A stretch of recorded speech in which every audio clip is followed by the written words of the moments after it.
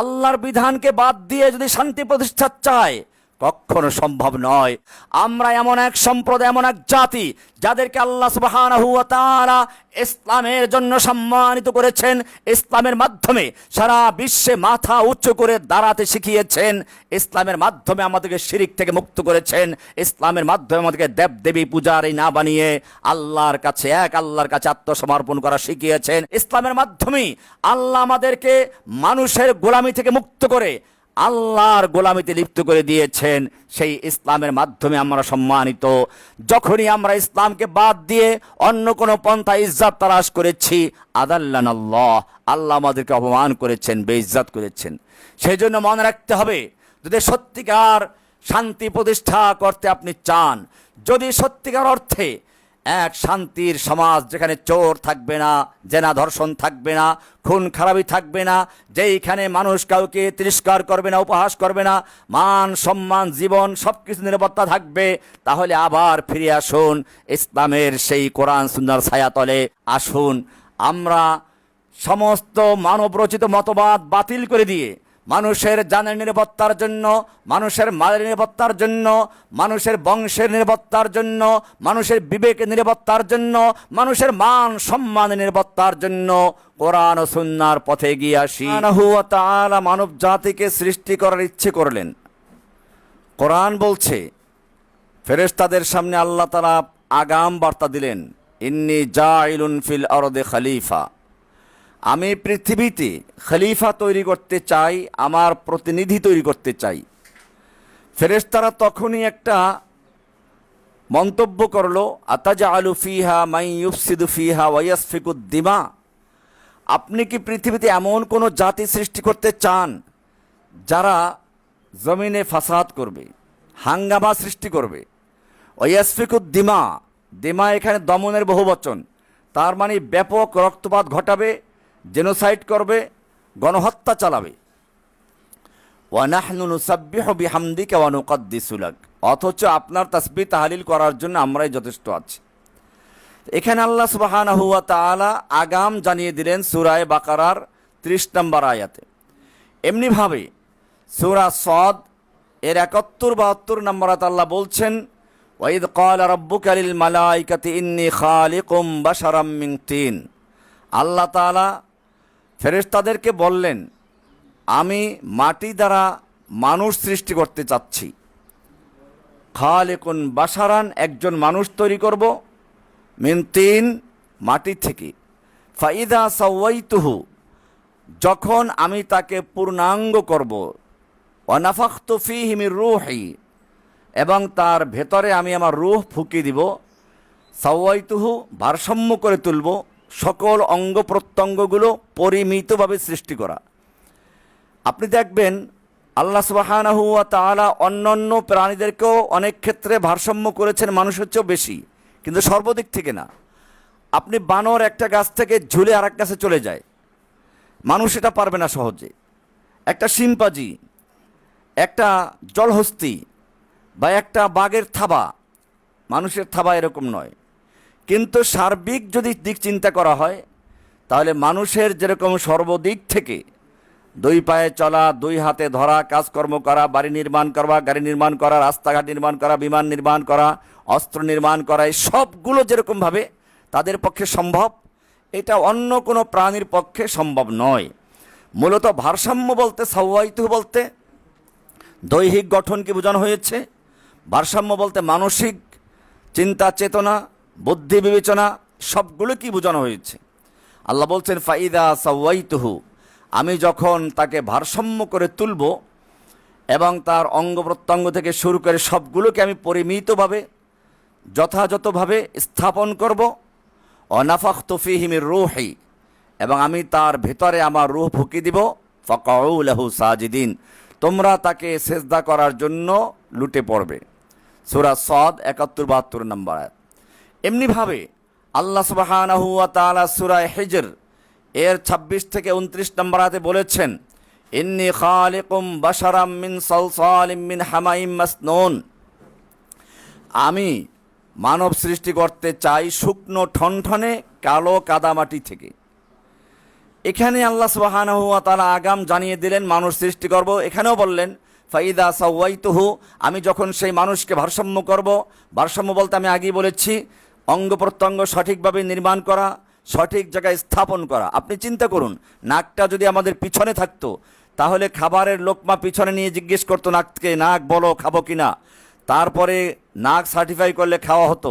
অথচ এখন মুখে দেওয়ার সঙ্গে সঙ্গে 1 সেকেন্ডেরও প্রয়োজন হয় না, যদি খাবার বাসি হয়, দুর্গন্ধ হয়, নাক রিপোর্ট করে তার সঙ্গে সঙ্গে ফেলে দেওয়া হয়। চোখ তার সামনে দেখতে পায়, কানগুলো শুনতে পায়। এরকম প্রত্যেকটা অঙ্গকে আল্লাহ সুবহানাহু ওয়া তাআলা ভারসাম্য করে তৈরি করেছেন। এটাই বলেছেন ফাইদা সাওয়াইতুহু ওয়া নাফাখতু ফীহি মির রূহি, আমি যখন তাকে ভারসাম্য করে তুলব এবং তার অঙ্গ প্রত্যঙ্গগুলোকে তার ভিতরে দিব এবং তার রুহু দিব, তোমরা তাকে সেজদা করবে, সেজদা লুটিয়ে পড়বে। এমনিভাবে আল্লাহ সুবহানাহু ওয়া তাআলা মানুষ সৃষ্টির বিষয়গুলোকে বিভিন্ন জায়গায় তুলে ধরেছেন। সূরা সাজদার 7 থেকে 9 নম্বর আয়াতে বলেছেন, আল্লাহ তাআলা ওখানে উল্লেখ করেছেন মানুষকে আহসানা কুল্লা শাইইন খালকাহু আবাদা খালকাল ইনসান মিন তিন। আল্লাহ তাআলা মানুষ সৃষ্টির রহস্য এখানে উল্লেখ করেছেন। এরকম উল্লেখ করেছেন সূরা সদের 75 নম্বর আয়াতে। এখানে একটা রহস্য আছে, সেটা হচ্ছে আল্লাহ তাআলা যখন কোনো কিছু তৈরি করতে চান, সৃষ্টি করতে চান, তখন তিনি বলেন কুন, হয়ে যাও, ফায়াকুন, হয়ে যায়। এটাই আল্লাহর নিয়ম। কোরআনের সূরা ইয়াসিনের শেষেও আছে, ইন্নামা আমরুহু ইযা আরাদা শাইআন আন ইয়াকুলা লাহু কুন ফায়াকুন। আরও অনেক জায়গাতেই আছে। কিন্তু মানুষের যখন সৃষ্টির বেলায় আসলো, আল্লাহ তাআলা সেই কুন ফায়াকুন দিয়ে সৃষ্টি করেন নাই। আসমান জমিন সৃষ্টি করার ইচ্ছে করেছেন, কুন বলেছেন, ফায়াকুন, হয়ে গেছে। চন্দ্র সূর্য গ্রহ নক্ষত্র সৃষ্টির ইচ্ছে করেছেন, কুন বলেছেন, ফায়াকুন, হয়ে গেছে। খাল বিল নদী নালা গাছগাছালি পশুপক্ষী সৃষ্টির ইচ্ছে করেছেন, কুন বলেছেন, ফায়াকুন, হয়ে গেছে। কিন্তু মানুষকে আল্লাহ সুবহানাহু ওয়া তাআলা যখন সৃষ্টি করলেন, তখন তার এই নীতিমালার ব্যতিক্রম করে সরাসরি আল্লাহ নিজের হাতে তৈরি করেছেন। সূরা সদ 75 নম্বরে বলা হয়েছে লিমা খলাকতু বিয়াদাইয়া। ইবলিসকে যখন আল্লাহ তাআলা কারণ দর্শাবার জন্য প্রশ্ন করলেন, মা মানাআকা আন তাসজুদা লিমা খলাকতু বিয়াদাইয়া, আমি যাকে নিজের হাতে সৃষ্টি করেছি তুমি তাকে সেজদা করলে না কেন? এমনিভাবে আল্লাহ সুবহানাহু ওয়া তাআলা মানুষকে নিজেই শিক্ষা দিয়েছেন, ওয়া আল্লামা আদামাল আসমাআ কুল্লাহা, সমস্ত জিনিসের নামগুলো আল্লাহ তাআলা আদমকে নিজে শিক্ষা দিয়েছেন। এখানে কোনো ফেরেশতার মাধ্যম নেন নাই। কাজে মানুষের প্রথম মুআল্লিম, শিক্ষক হচ্ছেন স্বয়ং আল্লাহ। কোরআনেও আছে আর রহমান আল্লামাল কোরআন, রহমান দয়াময় আল্লাহ শিক্ষা দিয়েছেন কোরআন। তাহলে আমাদের প্রথম শিক্ষক হচ্ছেন আল্লাহ সুবহানাহু ওয়া তাআলা। সুবহানাল্লাহ, মানুষের কি মর্যাদা! এরপরে আল্লাহ রাব্বুল আলামিন মানুষকে সৃষ্টি করে সরাসরি মানুষের সঙ্গে কথা বলেছেন। কোরআনের সূরা বাকারা 35 নম্বর আয়াত, আল্লাহ বলছেন, অকুলনা ইয়া আদাম উসকুন আনতা ওয়া যাওজুকাল জান্নাতা ওয়া কুলা মিনহা রাগাদান হাইসু শিতুমা, তুমি এবং তোমার স্ত্রী জান্নাতে বসবাস করো, যেথায় ইচ্ছা সেথায় যাও, কিন্তু খবরদার এই নির্দিষ্ট গাছের কাছেও যাবে না। এমনিভাবে আল্লাহ সুবহানাহু ওয়া তাআলা সূরা তাহার 117 থেকে 119 নম্বর আয়াতে বলেছেন, ফাকুলনা ইয়া আদামু ইন্না হাদা আদুবুন লাকা ওয়া লিজাওজিকা, আমি আদমকে এবং তার স্ত্রীকে জানিয়ে দিলাম, হে আদম, এই যে ইবলিস, এটা তোমার এবং তোমার স্ত্রীর শত্রু। ফালা ইউখরিজান্নাকুমা মিনাল জান্নাতি ফাতাশকা, এই যেন তোমাদেরকে জান্নাত থেকে বের করে দিতে না পারে, খবরদার, তাহলে কিন্তু তুমি হতভাগা হয়ে যাবে। ইন্নালাকা আল্লা তাজুআ ফিহা ওয়ালা তারা, এই জান্নাতে তুমি বসবাস করবে, এখানে তোমার কোনো ক্ষুধার্ত হতে হবে না, উলঙ্গ হতে হবে না, বিবস্ত্র হতে হবে না। এরপরে আল্লাহ আরো বলছেন, ওয়া আন্নাকা লা তাজমাউ ফিহা ওয়ালা তাদহা, আর সেখানে তুমি পিপাসার্ত হবে না এবং রৌদ্র কষ্টেও পতিত হবে না, ওয়ালা তাদহা। আল্লাহ সুবহানাহু ওয়া তাআলা এরকমভাবে মানুষকে সৃষ্টি করেছেন, তাকে জান্নাতে থাকার সুযোগ দিয়েছেন, সরাসরি কথা বলেছেন। এরপরে আল্লাহ শুধু ক্ষান্ত করেন নেই। কোরআনের সূরা বনী ইসরাঈলের 70 নম্বরে আল্লাহ বলছেন, ওয়ালাকাদ কাররামনা বনী আদম, আমি বনী আদমকে সম্মানিত করেছি। ওয়া হামালনাহুম ফিল বাররি ওয়াল বাহরে, আমি তাকে জলে স্থলে বহন করেছি, চলার মতো যোগ্যতা দিয়েছি। স্থলে চলে, আকাশে চলে, জলে চলে, সর্ব জায়গায় বিচরণ করার জন্য তাকে ক্ষমতা দিয়েছি। এমনিভাবে আল্লাহ সুবহানাহু ওয়া তাআলা চারটা কসম করে কোরআনে উল্লেখ করেছেন, আমি মানুষকে উত্তম গঠন দিয়ে তৈরি করেছি। কোরআন বলছে, আল্লাহ সুবহানাহু ওয়া তাআলা বলছেন, ওয়াত্তিন ওয়াজ্জাইতুন ওয়াতুরি সিনিন ওয়া হাযাল বালাদিল আমিন, এখানে চারটা কসম করা হয়েছে। তারপর আল্লাহ বলছেন লাকাদ খালাকনাল ইনসানা ফি আহসানি তাকওয়িম, আমি মানুষকে সুন্দর সর্বোত্তম গঠন দিয়ে তৈরি করেছি। এমনিভাবে আল্লাহ সুবহানাহু ওয়া তাআলা সূরা ইনফিতারের 7 থেকে 8 নম্বরে বলেছেন আল্লাযী খালাকাকা ফাসাওয়াকা ফাআদালাক, যিনি তোমাকে সৃষ্টি করেছেন অতঃপর তোমাকে সুঠাম করেছেন, ফাসাওয়াকা তোমাকে ভারসাম্য করেছেন, সুঠাম করেছেন, ফাআদালাকা সামঞ্জস্যপূর্ণ করেছেন। সুবহানাল্লাহ, হাঁটতে গিয়ে আমরা কাত হয়ে পড়ে যাই না, এরকম সামঞ্জস্য করে তুলেছেন। ফি আইয়ি সূরাতিম মা শাআ রাক্কাবাক, আল্লাহ বলছেন তিনি যেভাবে ইচ্ছে করেছেন সেভাবে তোমাকে গঠন দিয়েছেন, তোমাকে গঠন করেছেন আল্লাহর নিজের ইচ্ছে মতো। বিআইয়ি মা শাআ রাক্কাবাক। এমনিভাবে আল্লাহ সুবহানাহু ওয়া তাআলা মানুষকে সৃষ্টি করে তাকে সুন্দর আকৃতি দিয়েছেন বলে ঘোষণা করে দিয়েছেন। অন্য মাখলুকের বেলায় তা বলেন নাই। কোরআন বলছে আল্লাহুল্লাযী খালাকা জাআলা লাকুমুল আরদা করারা ওয়াস সামা বিনাআ ওয়া সাওওয়ারাকুম, তিনি তোমাদেরকে রূপ দান করেছেন, আকৃতি দিয়েছেন। ফাআহসানা সুওয়ারাকুম, তোমাদের আকৃতিকে সুন্দর করেছেন। ওয়া রাযাকাকুম মিনাত তাইয়্যিবাত, তোমাদেরকে পবিত্র খাবার দান করেছেন। তোমাদেরকে সেই পোকামাকড় বা কীট পতঙ্গ খাওয়ার জন্য দেন নাই, পবিত্র জিনিস খাওয়ার জন্য তোমাদের তৈরি করেছেন। এমনিভাবে আল্লাহ সুবহানাহু ওয়া তাআলা মানব সৃষ্টির কিছু ধারাবাহিকতা উল্লেখ করে বলেছেন সুম্মা খালাকনান নুতফাতা আলাকাতান ফাখালাকনাল আলাকাতা মুদগাতান ফাখালাকনাল মুদগাতা ইযামান ফাকাসাওনাল ইযামা লাহমা সুম্মা আনশা'নাহু খালকান আখার ফাতাবারাকাল্লাহু আহসানুল খালিকিন। আল্লাহ বলছেন আমি অবশ্যই মানুষকে সৃষ্টি করেছি মাটির নির্যাস থেকে, অতঃপর তাকে স্থাপন করেছি নিরাপদ স্থানে শুক্রবিন্দু রূপে। তারপর আমি শুক্রবিন্দুকে জমাট রক্তে পরিণত করেছি, অতঃপর জমাট রক্তকে মাংসপিণ্ডে, তারপর মাংসপিণ্ডকে অস্থিতে পরিণত করেছি, তারপর অস্থিকে মাংস দ্বারা আবৃত করেছি। এরপর তাকে সৃষ্টি করেছি এক ভিন্ন সৃষ্টি রূপে। সুন্দর, কতই না সুন্দর, বরকতময় সেই মহান সৃষ্টিকর্তা আল্লাহ সুবহানাহু ওয়া তাআলা। আল্লাহর রাসূল সাল্লাল্লাহু আলাইহি ওয়াসাল্লাম বলেছেন খালাকাল্লাহু আদম আলা সূরাতিহি, আল্লাহ তাআলা আদমকে সৃষ্টি করেছেন তার সূরাতে, তার নিজের আকৃতিতে। এখানে তার আকৃতি বলতে নির্দিষ্ট আকৃতি, আল্লাহর পক্ষ থেকে বিশেষ আকৃতি হতে পারে। এটা বুখারীর ৬২২২৭ নম্বর হাদিস, মুসলিমের ২৮৪১ নম্বর হাদিস। এমনিভাবে মানুষের বিভিন্ন মর্যাদা উল্লেখ করে আল্লাহ সুবহানাহু ওয়া তাআলা মানুষকে জানিয়ে দিলেন যে হে মানুষ, আমি তোমাকে সৃষ্টি করেছি আমার নিজ হাতে, আমি তোমার সাথে জান্নাতে থাকার জন্য সুযোগ করে দিয়েছি, মালায়েকার মাধ্যমে সেজদা করাবার ব্যবস্থা করেছি, এবং তোমাকে তোমার স্ত্রী নিয়ে জান্নাতে থাকো, খাও, এবং তোমার কোনো কষ্ট হবে না সে ব্যবস্থা করে দিয়েছি। তোমাকে আমি সর্বোত্তম মাখলুক বলে ঘোষণা দিয়েছি, আমি তোমাকে সর্বোত্তম গঠন দিয়েছি। কিন্তু হে মানুষ, তোমার প্রতি আমার কিছু কাজও আছে, উদ্দেশ্য আছে। ওমা খালাকতুল জিন্না ওয়াল ইনসা ইল্লা লিয়াবুদুন, আমি তোমাকে সৃষ্টি করেছি একটা বিশেষ উদ্দেশ্যে, তা হচ্ছে তুমি আমার আব্দ হয়ে থাকবে, গোলাম হয়ে থাকবে, আমার দাসত্ব করবে। দাস কাকে বলে? দেখুন, একটা হচ্ছে সরকারি চাকরি করে মানুষ, সে চাকরিজীবী, চাকরি করে নির্দিষ্ট সময়ের জন্য, এর বাইরে তাকে কাজে বললে সে বলবে সরি এটা আমার সময় নয়। কেউ চাকরি করে নির্দিষ্ট কাজের জন্য, সে ওই কাজের বাইরে কাজে বললে সে বলবে সরি আমার কাজ এটা নয়। কিন্তু চাকর, ঘরের দাস, যে তার কোনো নির্দিষ্ট সময় থাকে না, নির্দিষ্ট কাজ থাকে না, তাকে ঘরের কর্তৃপক্ষ যখন যে কাজের জন্য বলে তখন সে কাজ করতে বাধ্য। ভোর রাতে যদি বাচ্চা পেশাব করে দেয়, কাপড় নষ্ট করে দেয়, পরিষ্কার করতে বলে, কাজের লোক সেটা করতে বাধ্য। মানুষকে আল্লাহ সুবহানাহু ওয়া তাআলা সেই জন্য নিজের গোলামি করার জন্য, আল্লাহর দাসত্ব করার জন্য সৃষ্টি করেছেন। মানুষের জন্য সেজন্য সবচেয়ে বড় মর্যাদাই হচ্ছে দাস হওয়া। কোরআন বলছে ওমা খালাকতুল জিন্না ওয়াল ইনসা ইল্লা লিয়াবুদুন, আর মানুষও সেজন্য সালাতে দাঁড়িয়ে বলে ইয়াকা না'বুদু, আমি কেবলমাত্র তোমার দাসত্ব করি। যদিও মানুষ তা মসজিদ থেকে বের হয়ে ভুলে যায়, মসজিদ থেকে বের হয়ে গিয়ে চেয়ারম্যানের গোলামি করে, আদালতে গেলে বিচারকের গোলামি করে, হুকুম মানে সেখানে আল্লাহর হুকুম থাকে না।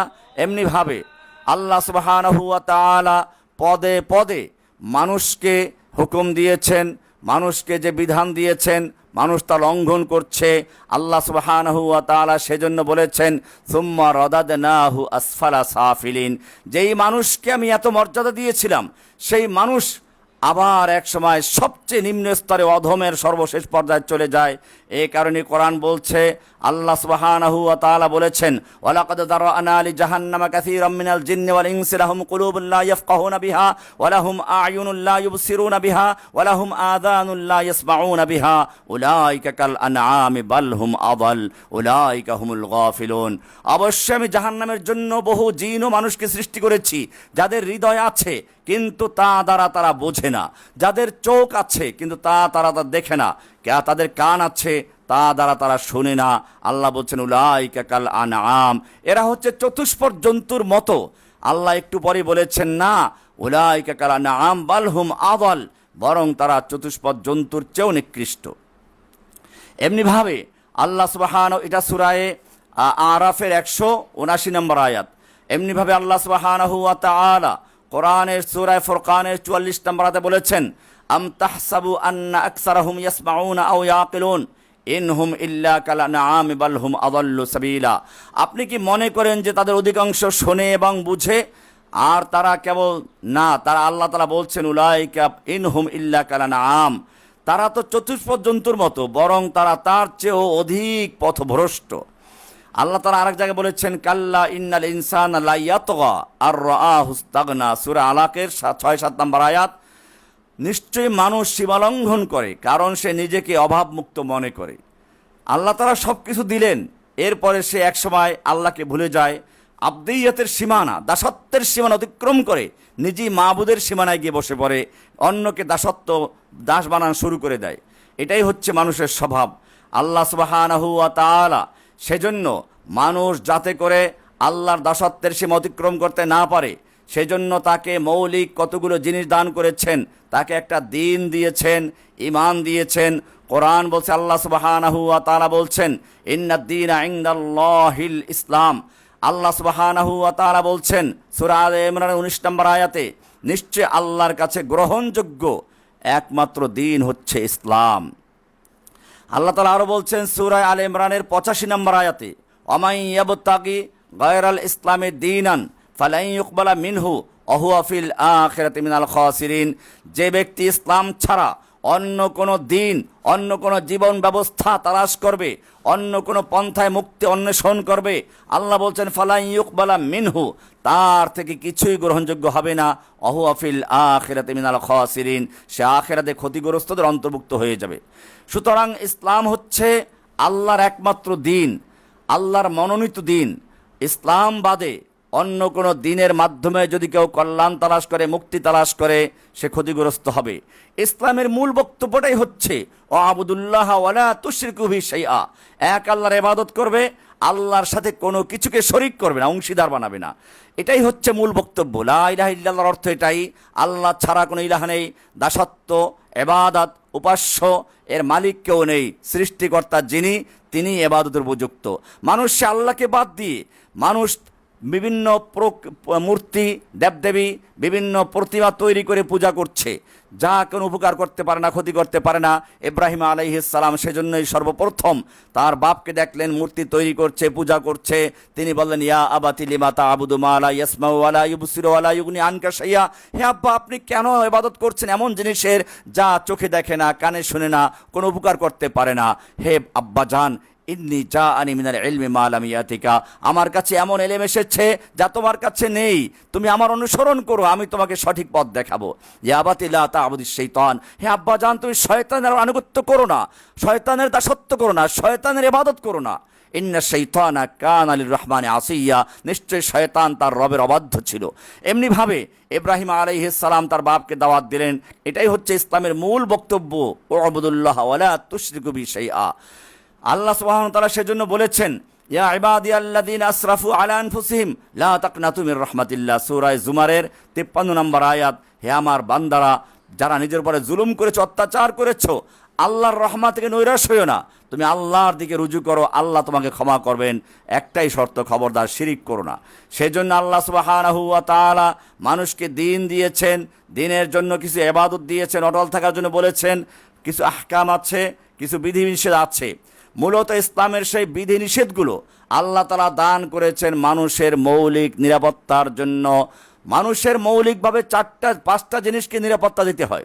1 নম্বর হচ্ছে মানুষের জীবনের নিরাপত্তা, যেটা আজকে আমরা দেখতে পাচ্ছি, আগে জাহিলি যুগে শুনেছি, আর বর্তমানে দেখতে পাচ্ছি। জাহিলি যুগে মেয়েদেরকে জীবন্ত কবর দেওয়া হতো, আর এখন এই ছোট ছোট বাচ্চাদেরকে শুধু হত্যাই করছে না, বরং ধর্ষণ করে চরমভাবে ক্ষতবিক্ষত করে তারপরে আবার হত্যা করছে। এটা জাহিলিয়াতের যুগের থেকে এক ধাপ এগিয়ে গেছে। সেজন্য আল্লাহ সুবহানাহু ওয়া তাআলা মানুষের জন্য শরিয়া দিয়েছেন, বিধিনিষেধ দিয়েছেন।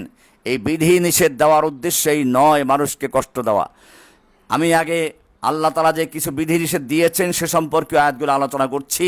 কোরআন বলছে সূরা জাসিয়া 18 নম্বর আয়াত, সুম্মা জাআলনাকা আলা শরীআতিম মিনাল আমরি ফাত্তাবি'হা ওয়া লা তাত্তাবি আহওয়া আল্লাযীনা লা ইয়ালামুন। আমি আপনাকে দ্বীনের একটি শরীয়তের উপর প্রতিষ্ঠিত করেছি, শরিয়া দিয়েছি, বিধান দিয়েছি, সুতরাং আপনি তার অনুসরণ করুন এবং যারা জানে না তাদের প্রবৃত্তির অনুসরণ করবেন না। মানুষের তৈরি করা বিধান, মানুষের যারা অজ্ঞ, মানুষের কল্যাণ জানবে না, সৃষ্টিকর্তাই জানেন মানুষের নিরাপত্তা, মানুষের উন্নতি, মানুষের অবনতি কিসে রয়েছে। সেই জন্য আল্লাহ তাআলা মানুষের জন্য শরিয়া বিধান দিয়েছেন। কোরআন বলছে সূরা মায়দা 48 নম্বর আয়াতে, লিকুল্লিন জাআলনা মিনকুম শিরআতান ওয়া মিনহাজা, আমি তোমাদের প্রত্যেকের জন্য একটি শরিয়াত, একটি জীবন পদ্ধতি নির্ধারণ করে দিয়েছি, বিধিবিধান দিয়েছি। সেই বিধিবিধান অনুযায়ী মেনে চলা মানুষের কর্তব্য। কোরআন বলছে সূরা মায়দার 49 নম্বর আয়াতে, ওয়া আনিহকুম বাইনাহুম বিমা আনজালাল্লাহ ওয়া লা তাত্তাবি আহওয়াআহুম, আল্লাহ যা নাজিল করেছেন, আল্লাহর নাজিলকৃত বিধান দিয়ে তোমরা বিচার ফয়সালা করো। খবরদার মানুষের তৈরি করা আইন, মানুষের তৈরি করা বিধিবিধান দিয়ে বিচার ফয়সালা করবে না। এরপরে সূরা মায়দার 50 নম্বর আল্লাহ বলছেন, আফা হুকমাল জাহিলিয়াতি ইয়াবগুন ওয়া মান আহসানু মিনাল্লাহি হুকমান লিকওমিন ইউকিনুন, তারা কি জাহিলিয়াতের বিধান কামনা করে, আল্লাহর বিধানকে বাতিল করে দিয়ে, আল্লাহ যাতে নিরাপত্তা দান করেছেন আল্লাহর দেওয়া আইন কানুন বাতিল করে দিয়ে নিজেরা আইন কানুন তৈরি করে নিরাপত্তা দিতে চায়। তারা কি আল্লাহর আইন কানুনকে বাতিল করে দিয়ে চরম মূর্খতা, জাহিলিয়াতের বিধানকে তারা অন্বেষণ করছে, শান্তির জন্য প্রতিষ্ঠা করার চেষ্টা করছে। আল্লাহ তাআলা বলছেন, ওমান আহসানু মিনাল্লাহি হুকমান লিকওমিন ইউকিনুন, আল্লাহর চেয়ে বিশ্বাসী যারা ঈমানদার তাদের জন্য আল্লাহর চেয়ে ভালো বিধান দেওয়ার মতো আর কে আছে। সেই জন্য মনে রাখতে হবে আল্লাহ বিধান দিয়েছেন, আল্লাহর বিধানের বাইরে কারো বিধান চলতে পারে না। সূরা ইউসুফের 40 নম্বর আল্লাহ বলছেন, ইনিল হুকমু ইল্লা লিল্লাহ, আল্লাহ বিধান দেওয়ার একমাত্র অধিকার রাখেন আল্লাহ সুবহানাহু ওয়া তাআলা। কোরআনে আল্লাহ তাআলা আরো বলেছেন সূরা শূরার 10 নম্বর আয়াতে, ওমাখতালাফতুম ফীহি মিন শাইইন ফাহুকমুহু ইলাল্লাহ, তোমাদের যে কোনো বিষয় মতভেদ হলে পরে তার বিচার ফয়সালার জন্য আল্লাহর নিকটে সুপর্দ করো। কোরআন বলছে, ফালা ওয়া রাব্বিকা লা ইউমিনুনা হাত্তা ইউহাক্কিমুকা ফীমা শাজারা বাইনাহুম, না তারা মুমিন হতে পারে না যতক্ষণ পর্যন্ত তাদের পারস্পরিক বিবাদ ঝগড়া মামলার ক্ষেত্রে আপনার আদালতে বিচার ফয়সালার জন্য না আসবে। সূরা নিসা 65 নম্বর আয়াত। এমনিভাবে আল্লাহ সুবহানাহু ওয়া তাআলা বলেছেন, আমাল্লাম ইয়াহকুম বিমা আনজালাল্লাহু ফাউলাইকুমুল কাফিরুন, যারা আল্লাহর নাজিলকৃত বিধান দিয়ে বিচার ফয়সালা করে না তারা কাফের। সূরা মায়দার 44 নম্বর আয়াত। এরপরে আল্লাহ বলেছেন, আমাল্লাম ইয়াহকুম বিমা আনজালাল্লাহু ফাউলাইকুমুল ফাসিকুন যালিমুন, যারা আল্লাহর বিধান দিয়ে বিচার ফয়সালা করে না তারা হচ্ছে জালিম। এরপরে আল্লাহ তাআলা 47 নম্বরে বলেছেন, আমাল্লাম ইয়াহকুম বিমা আনজালাল্লাহু ফাউলাইকুমুল ফাসিকুন, যারা আল্লাহর নাজিলকৃত বিধান দিয়ে বিচার ফয়সালা করে না তারাই হচ্ছে ফাসিক। এমনিভাবে আল্লাহ সুবহানাহু ওয়া তাআলা বিধান দিয়েছেন, সেই বিধানের মাধ্যমে বিচার ফয়সালা করার ব্যবস্থা করেছেন। আল্লাহর রাসূল সাল্লাল্লাহু আলাইহি ওয়াসাল্লাম বলেছেন, তারাকতুকুম আলা আল বাইদা লাইলুহা কানাহারিহা লা ইউযিগু আনহা বা'দি ইল্লা হালিকুন, আমি তোমাদের জন্য এমন এক দিন, এমন এক উজ্জ্বল পথের উপরে রেখে যাচ্ছি যার রাত ও দিন স্পষ্ট, এখানে অস্পষ্টতার কোনো কিছু নেই। সত্য ধর্ম, কোরআনে আল্লাহ বলছেন, ক্বাদ তাবায়্যানার রুশদু মিনাল গাইয়্যি, সত্য মিথ্যা স্পষ্ট হয়ে গেছে, যেটা সত্য সেটা সত্য, যেটা মিথ্যা সেটা মিথ্যা। এই কারণে আল্লাহ স্পষ্ট করে দিয়েছেন, এখানে অস্পষ্টতার কিছুই নেই। আল্লাহ বিধান দিয়েছেন, সেই বিধানগুলোকে মেনে চলা প্রতিটি মুমিন, ঈমানদার, প্রতিটি মানুষের জন্য প্রয়োজন। আল্লাহ সুবহানাহু ওয়া তাআলা মানুষের নিরাপত্তার জন্য, তার জীবনের নিরাপত্তা, তার মালের নিরাপত্তা, বংশের নিরাপত্তা, বিবেক বুদ্ধির নিরাপত্তা, মান সম্মানের নিরাপত্তা, এই বিষয়গুলোকে গুরুত্ব দিয়েছে। আল্লাহ সুবহানাহু ওয়া তাআলা এক্ষেত্রে দুটো দিক রেখেছেন। একটা হলো প্রথমে সাবধান করেছেন, যেমন জীবনের নিরাপত্তা, অন্যায় খুন করা, এর বিরুদ্ধে কোরআন স্পষ্ট বাণী দিয়েছে। সূরা বনী ইসরাঈলের 33 নম্বর আয়াতে বলছেন, ওয়ালা তাকতুলুন নাফসাল্লাতী হারামাল্লাহু ইল্লা বিল হাক্কি, তোমরা সেই প্রাণকে হত্যা করো না, জীবনকে হত্যা করো না, যাকে আল্লাহ সম্মানিত ও নিষিদ্ধ করেছেন ন্যায়সঙ্গত কারণ ব্যতীত। একজন 7 বছরের শিশু রামিসা, তাকে ধর্ষণ করে হত্যা করা হলো। আল্লাহ স্পষ্ট করে দিয়েছেন, ওয়ালা তাকতুলুন নাফসাল্লাতী হারামাল্লাহ, আল্লাহ যেই জীবনটাকে তৈরি করেছেন, সৃষ্টি করেছেন, তুমি সৃষ্টি করো নাই, যে জীবনটাকে আল্লাহ তাআলা নিরাপত্তা দিয়েছেন, যাকে হত্যা করা হারাম করেছেন, তোমরা তাকে হত্যা করো না। এমনিভাবে সূরা নিসার 29 নম্বর আল্লাহ বলেছেন, ওয়ালা তাকতুলু আনফুসাকুম, তোমরা নিজেদেরকে নিজেরা হত্যা করো না। এ কারণে আত্মহত্যা করাও হারাম, কারণ সৃষ্টিকর্তা আল্লাহ, আমি তো মালিক না, মালিকানা আল্লাহর, আপনি নিজেকে আত্মহত্যা করার কোনো অধিকার রাখেন না। এমনিভাবে একটা জীবনের কত মূল্য, আল্লাহ রাব্বুল আলামিন কোরআনে এমন একটা আয়াত নাজিল করেছেন, মানবাধিকারের জন্য দুনিয়ার মানুষেরা বিভিন্ন স্লোগান তৈরি করেছে, বিভিন্ন বাণী দিয়েছে, কিন্তু আমি চ্যালেঞ্জ করে বলতে পারি, দুনিয়ার সমস্ত মানবাধিকারের স্লোগানগুলো যে একত্র করা হয়, কোরআনের এই সূরা মায়েদার 32 নম্বর আয়াতের সমতুল্য হতে পারে না। কোরআন কি বলেছে? আল্লাহ বলছেন, মান কাতালা নাফসান বিগাইরি নাফসিন আও ফাসাদিন ফিল আরদি ফাকান্নামা কাতালান নাসা জামিআ ওয়া মান আহইয়াহা ফাকান্নামা আহইয়ান নাসা জামিআ, যে ব্যক্তি অন্যায়ভাবে কোনো একটা মানুষকে হত্যা করলো, একটা জীবনকে ধ্বংস করলো, ফাকান্নামা কাতালান নাসা জামিআ, সে যেন গোটা বিশ্বের মানুষকে হত্যা করলো। যে ব্যক্তি অন্যায়ভাবে একটা মানুষকে খুন করলো, একটা মানুষকে হত্যা করলো, সেই জন্য গোটা পৃথিবীর সমস্ত মানুষকে হত্যা করলো। পক্ষান্তরে যে ব্যক্তি আমান আহইয়াহা, একটা মানুষকে অন্যায় খুনের হাত থেকে বাঁচালো, ফাকান্নামা আহইয়ান নাস জামিআ, সেই জন্য গোটা বিশ্বের মানুষকে বাঁচালো। সুবহানাল্লাহ, কি গুরুত্ব আল্লাহ দিয়েছেন একটা মানুষের জীবনের। আজকে সেই মানুষকে নির্বিচারে হত্যা করা হচ্ছে, পাখির মতো গুলি করে হত্যা করছে। আবার অনেকে আছে, গো হত্যা মহাপাপ, প্রাণী হত্যা মহাপাপ, অথচ আশরাফুল মাখলুকাত মানুষকে তারা হত্যা করে যাচ্ছে। আমরা আমাদের প্রতিবেশী রাষ্ট্রের দিকে লক্ষ্য করে দেখি, যারা স্লোগান দেয় গো হত্যা মহাপাপ, জীব হত্যা মহাপাপ, জীব হত্যা মহাপাপ, এই কথা যারা বলে, আবার তারাই সৃষ্টির সেরা সমস্ত মখলুকের আশরাফুল মখলুকাত মানুষকে নির্বিচার হত্যা করে যাচ্ছে। নারী শিশু নির্বিচার হত্যা করে যাচ্ছে, হত্যা করে যাচ্ছে ফিলিস্তিনে, হত্যা করে যাচ্ছে কাশ্মীরে, হত্যা করে যাচ্ছে আরাকানে, হত্যা হচ্ছে সেই শামে, আসামে, কত জায়গায়। আল্লাহ সুবহানাহু ওয়া তাআলা সেজন্য মানুষের জীবনের নিরাপত্তা দিয়েছেন, এমনকি শিশু হত্যা, ভ্রূণ হত্যা, এগুলোকে নিষেধ করেছেন। কোরআনের সূরা আনআম 151 নম্বর আয়াতে বলেছেন, ওয়ালা তাকতুলু আওলাদাকুম মিন ইমলাক নাহনু নারযুকুকুম ওয়া ইয়াহুম, তোমরা রিজিকের খাদ্য দিতে পারবে না, বা তোমাদের রিজিক দিতে পারবে না, এই ভয়ে, দারিদ্রতার ভয়ে তোমরা সন্তানকে হত্যা করো। ইমলাক, দারিদ্রতার ভয়ে তোমরা তোমাদের অনাগত ভবিষ্যৎ সন্তান হত্যা করবে না, আমি তোমাদেরকেও রিজিক দেব, তাদেরকেও রিজিক দিব। রিজিকের ভয়তে মানুষ বাচ্চা খুন করে, মানুষ সন্তান হত্যা করে। এখন বর্তমানে তো আগের জাহিলি যুগে সন্তান ভূমিষ্ঠ হওয়ার পর হত্যা করত, আর এখন ভ্রূণ নষ্ট করে দিয়ে একেবারে মায়ের পেটই ধ্বংস করে দিচ্ছে। এটাও একটা জাহিলিয়াত।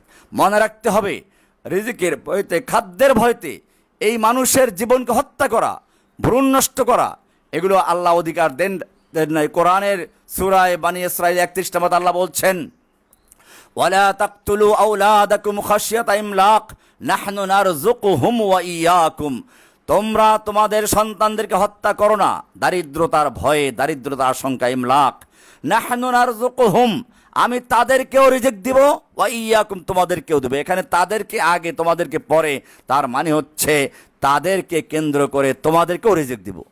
তাদের রিজিক আমি দেব, তার সঙ্গে তোমাদেরকেও দিব। এমনিভাবে কোরআনে আল্লাহ সুবহানাহু ওয়া তাআলা একটা মানুষের জীবনের গুরুত্ব দিয়ে আরোপ করেছেন। সূরা তাকবীর এর 9 নম্বর 8 নম্বর আয়াতে বলেছেন, ওয়াইদাল মাউউদাতু সুইলাত বিআইয়ি যামবিন কুতিলাত। আল্লাহ রাব্বুল আলামিন কিয়ামতের কঠিন দিবসে সেই জাহিলি যুগে যে সমস্ত কন্যা সন্তানদেরকে হত্যা করা হতো মুখলজ্জার কারণে, কোরআন বলছে ওয়াইদা বুশশিরা আহাদুহুম বিল উনসা, যখন তাদের কাউকে কন্যা সন্তান হয়েছে বলে সুসংবাদ দেওয়া হতো। কোরআন সুসংবাদ বলেছে, কন্যা সন্তান হওয়া সুসংবাদের বিষয়। যখন তাদেরকে কন্যা সন্তানের সুসংবাদ দেওয়া হতো তাদের চেহারাটা মলিন হয়ে যেত, চিন্তায় পড়ে যেত, এটাকে অপমান সহ্য করে বাঁচিয়ে রাখবো নাকি জীবন্ত কবর দিয়ে দিব। জীবন্ত কবর দিয়ে দেওয়া হতো। কোরআন তার প্রতিবাদ করে বলেছে ওয়াইদাল মাউউদাতু সুইলাত, সেই জীবন্ত কবর যাদের দেওয়া হয়েছিল তাদেরকে জিজ্ঞেস করা হবে কিয়ামতের মাঠে বিআইয়ি যামবিন কুতিলাত, কেন তোমাকে হত্যা করা হয়েছিল। প্রশ্ন করতে পারেন, জিজ্ঞাসাবাদ করা হয়তো অপরাধীকে, ভিকটিমকে নয়। এখানে আল্লাহ তো ভিকটিমকে জিজ্ঞাসাবাদ করবেন। এর তাফসিরে বিভিন্ন উত্তর আছে, আমার কাছে একটা উত্তর মনে হয়েছে, তা হচ্ছে এই অপরাধটা এত জঘন্য, এত মারাত্মক যে অপরাধীকে কিয়ামতের মাঠে জিজ্ঞাসা করবেন আল্লাহ তাআলা সেই উপযুক্ত মনে করেন নাই। সেই জন্য অপরাধীকে জিজ্ঞেস না করে, যে জীবন্ত কবর দিয়েছিল তাকে জিজ্ঞেস না করে জিজ্ঞেস করবেন কাকে? যাকে জীবন্ত কবর দেওয়া হয়েছিল তাকে। কোরআন সেটাই বলেছে, ওয়াইদাল মাউউদাতু সুইলাত বিআইয়ি যামবিন কুতিলাত। জীবন্ত কবর যাকে দেওয়া হয়েছিল তাকে জিজ্ঞেস করা হবে কি অপরাধ ছিল তোমার, কেন তোমাকে হত্যা করা হয়েছিল। সুবহানাল্লাহ, কি মূল্য দিয়েছে কোরআন একটা জীবনের। একটা সে মেয়ে হোক পুরুষ হোক, তাকে আল্লাহ ছোট করেন নাই। আর আজকে যারা এই নারীবাদী আন্দোলন করছে, যারা নারীদের নিরাপত্তা দেওয়ার চেষ্টা করছে, মূলত তারা নারীদেরকে উলঙ্গ করে বেহায়াপনার মধ্যে নিয়ে গিয়ে ব্যবসার পণ্য বানাবার চেষ্টা করছে, যেটা শয়তান জান্নাত থেকে করেছিল।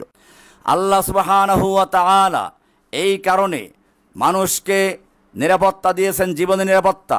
আল্লাহর রাসূল সাল্লাল্লাহু আলাইহি ওয়াসাল্লাম বিদায় হজের ভাষণে সাহাবীদেরকে প্রশ্ন করলেন, এই মাসটা কোন মাস? আইয়ু শাহরিন হাযা। সাহাবারা মনে করলেন নামটা পরিবর্তন করে দিবেন। তো আল্লাহ রসুল নিজে জিজ্ঞেস করে, এটা কি আশহুরে হারাম জিলহজ মাস নয় কি? তা বলেন হ্যাঁ অবশ্যই। আবার জিজ্ঞেস করে, এটা কোন দিন, কোন তারিখ? এটা বলে এটা তো সেই মুহররমে সেই আরাফাতের দিবস। আল্লাহর রাসূল সাল্লাল্লাহু আলাইহি ওয়াসাল্লাম এক একটা প্রশ্ন নিয়ে উত্তর দিয়ে তারপরে বললেন, শুনে রেখো, আজকের এই দিন যেরকম পবিত্র, এই সময়টা যেমন পবিত্র, স্থান পবিত্র, এই মাসটা পবিত্র, ঠিক তেমনিভাবে ইন্না দিমাআকুম ওয়া আমওয়ালাকুম ওয়া আরাদাকুম আলাইকুম হারামুন কাহুরমাতি ইয়াউমিকুম হাযা ফি বালাদিকুম হাযা ফি শাহরিকুম হাযা। সুবহানাল্লাহ। আল্লাহ রাসূল সাল্লাল্লাহু আলাইহি ওয়াসাল্লাম বললেন, জেনে রাখো, নিশ্চয়ই তোমাদের রক্ত, তোমাদের সম্পদ, তোমাদের সম্মান পরস্পরের উপরে হারাম, যেরকম এই স্থান হারাম, এই মাসটা হারাম, এই জায়গাটা হারাম, এই সময়টা হারাম। সুবহানাল্লাহ। মক্কার হারাম, হাদাল বালাদিল আমিন, নিরাপদ শহর। আশহুরে হারাম, জিলহজ মাস, নিরাপত্তার মাস। আরাফাতের ময়দান, সেই জায়গায় দাঁড়িয়ে আল্লাহর রাসূল সাল্লাল্লাহু আলাইহি ওয়াসাল্লাম বলছেন, আজকের এই মাস যেমন পবিত্র, নিরাপদ, এই সময়টা যেমন নিরাপদ, স্থানটা যেমন নিরাপদ, এই দিবসটা যেমন নিরাপদ, ঠিক তেমনিভাবে তোমাদের জান, তোমাদের মাল, তোমাদের সম্মান নিরাপদ ঘোষণা করা হলো। কেউ কারো সম্মান নষ্ট করবে না, কেউ কারো মাল ধ্বংস করবে না, কেউ কারো জানের ক্ষতি করবে না। এজন্য আল্লাহর রাসূল সাল্লাল্লাহু আলাইহি ওয়াসাল্লাম বলেছেন, লা জাওয়ালুদ দুনিয়া আহওয়ানু আলাল্লাহি মিন কতলি রাজুলিন মুসলিম। তিরমিজি শরীফের 1395 নম্বর হাদিস। আল্লাহর রাসূল সাল্লাল্লাহু আলাইহি ওয়াসাল্লাম বলছেন, সমগ্র পৃথিবীর ধ্বংস হয়ে যাওয়া একজন মুসলিমকে হত্যা করার চেয়েও মারাত্মক। এই জন্য মনে রাখতে হবে, আল্লাহ রাসূল সাল্লাল্লাহু আলাইহি ওয়াসাল্লাম বলেছেন, মান কাতালা নাফসাহু বিহাদিদাতিন ফাহাদিদাতুহু ফি ইয়াদিহি ইয়াতাওয়াজ্জাউ বিহা ফি নারে জাহান্নাম। যেই ব্যক্তি লোহার অস্ত্র দ্বারা আত্মহত্যা করলো, ধারালো অস্ত্র দিয়ে আত্মহত্যা করলো, এটা যেহেতু সাধারণত ধারালো অস্ত্র দিয়ে আত্মহত্যা করা হয়, সেজন্য ধারালো অস্ত্রের কথা বলা হয়েছে। এখন যদি কেউ গলায় ফাঁস দিয়ে মারা যায় বা কোনোভাবে মরে, আত্মহত্যা করে, আল্লাহ রাসূল সাল্লাল্লাহু আলাইহি ওয়াসাল্লাম বলছেন, সে জাহান্নামে সেই অস্ত্র নিজের হাতে নিয়ে নিজেকে আঘাত করতে থাকবে। সুবহানাল্লাহ, কত মূল্যবান! আপনি ইচ্ছে করলেও আপনার নিজেকে হত্যা করতে পারবেন না, কারণ এই জীবনটার মালিক আল্লাহ, এটা অনেক মূল্যবান। আল্লাহ সুবহানাহু ওয়া তাআলা সেদিকে ইঙ্গিত করেছেন। এমনিভাবে মানুষের প্রতি মানুষের দয়ার জন্য কথা বলেছেন। মানুষের এই ধরনের মূল্য আল্লাহ তাআলা দান করেছেন। এরপরে বলেছেন, এরপরে যারা কোনো জীবনকে হত্যা করবে আল্লাহর এই উপদেশ না মেনে, তারপরে যারা সীমা অতিক্রম করবে, কেউ কাউকে খুন করবে, এবারে আল্লাহ রাব্বুল আলামিন বিধান দিয়েছেন। মনে রাখবেন, একজন ডাক্তার তার রোগীকে প্রথমে মলম দেয়, অ্যান্টিবায়োটিক দেয়, চিকিৎসা দেয়, চেষ্টা করে অপারেশন না করে পারা যায় কিনা। কিন্তু যখন দেখলো কোনো রকম ঔষধে কাজ হচ্ছে না, অ্যান্টিবায়োটিকে কাজ হচ্ছে না, ক্যান্সার হয়ে গেছে, তখন বলে যাও বাড়ি গিয়ে টাকা নিয়ে আসো, অপারেশন করতে হবে, 10 লাখ টাকা লাগবে, অপারেশন কাটতে হবে, এইটা না কাটলে বাকি অংশ নষ্ট হয়ে যাবে। তখন এই লোকটা বাড়িতে চলে যায়, বাড়ি থেকে গরু বিক্রি করে, জমি বিক্রি করে টাকা নিয়ে আসে, এমনকি মসজিদে মিলাদ দিয়ে আসে, দোয়া পড়ায় যেন ভালো করে কাটতে পারে। ডাক্তারের হাতে টাকা তুলে দিল, 2 লাখ, 3 লাখ, 5 লাখ, 10 লাখ টাকা তুলে দিল। কেন তুলে দিচ্ছে? তার একটা অঙ্গ ডাক্তার কেটে বিচ্ছিন্ন করে ফেলবে। ডাক্তার অপারেশন রুমে নিয়ে গেল লোকটাকে, একটা অঙ্গ কেটে বিচ্ছিন্ন করে ফেলল। আজ পর্যন্ত কোনো মানুষ আপত্তি করে না, মিছিল করে না, আন্দোলন করে না, প্রতিবাদ করে না। ডাক্তার কেন তার রুমের ভিতরে একটা মানুষের, নিরপরাধ মানুষের অঙ্গহানি করছে, একটা হাত, একটা পা, একটা অঙ্গ কেটে বিচ্ছিন্ন করে ফেলছে, কেউ প্রতিবাদ করে না। কেন করে না? কারণ সে জানে এই অঙ্গটা নষ্ট হয়ে গেছে, পচে গেছে, ক্যান্সার হয়ে গেছে। এটাকে যদি অপারেশন না করা হয়, এই ক্যান্সার বাকি অঙ্গে ছড়িয়ে পড়বে এবং গোটা দেহকে নষ্ট করবে। ঠিক তেমনিভাবে আল্লাহ সুবহানাহু ওয়া তাআলাও এইভাবে প্রথমে মানুষের জীবনের মূল্যের কথা উল্লেখ করেছেন, উপদেশ দিয়েছেন, মানুষের সম্মানের কথা ঘোষণা করেছেন। এই সব কিছুকে উপেক্ষা করে যারা আল্লাহর কোনো বান্দাকে হত্যা করলো, মানুষকে হত্যা করলো, আল্লাহ এবারে বলছেন, শোনো, এবারে আর মলম নয়, এবারে অপারেশন। এর নাম কেসাস। এর নাম কি? কেসাস। কোরআনের সূরা বাকারা 178 নম্বর আল্লাহ বলছেন, ইয়া আইয়ুহাল্লাযীনা আমানু কুতিবা আলাইকুমুল কিসাসু ফিল কাতলা, হে ঈমানদারগণ শুনে রেখো, যদি কেউ কাউকে অন্যায়ভাবে খুন করে, হত্যা করে, তাহলে তার বিচার হচ্ছে কিসাস, তাকেও খুন করতে হবে, হত্যা করতে হবে, প্রমাণিত হলে পরে। সূরা বাকারা 178 নম্বর আয়াত। এই কিসাস যদি বাস্তবায়ন করো, লাভ কি? আল্লাহ বলছেন, ওয়ালাকুম ফিল কিসাসি হায়াতুন ইয়া উলিল আলবাব। সূরা বাকারার 79 নম্বর আয়াত আল্লাহ বলছেন, এই কিসাস তথা খুনের বদলে খুন করা, এই আইনের মাধ্যমে আইন যদি প্রতিষ্ঠা হয়, তাহলে অনেক লোকের জীবন বেঁচে যাবে। কারণ এই ঘটনা যারা দেখবে, যারা নিশ্চিত থাকবে যে একজনকে খুন করলে তাকেও খুন করা হবে, কেউ ফেরাতে পারবে না, তখন আর কেউ খুন করতে উদ্যত হবে না। কিন্তু আফসোসের বিষয় হচ্ছে এই, আল্লাহর এই বিধানকে বাস্তবায়ন না করে মানুষেরা নিজেরা আইন তৈরি করেছে। একটা মামলা করবে, তারপরে কিছুদিন পরে জামিনে বের হয়ে যাবে খুনি, এরপরে যদি কোনো কারণে ফাঁসির রায় হয়েও যায়, প্রেসিডেন্ট ক্ষমা করে দিবে। অথচ ইসলাম বলে না, প্রেসিডেন্টের ক্ষমা করার কোনো সুযোগ নেই, এটা আল্লাহর বিধান।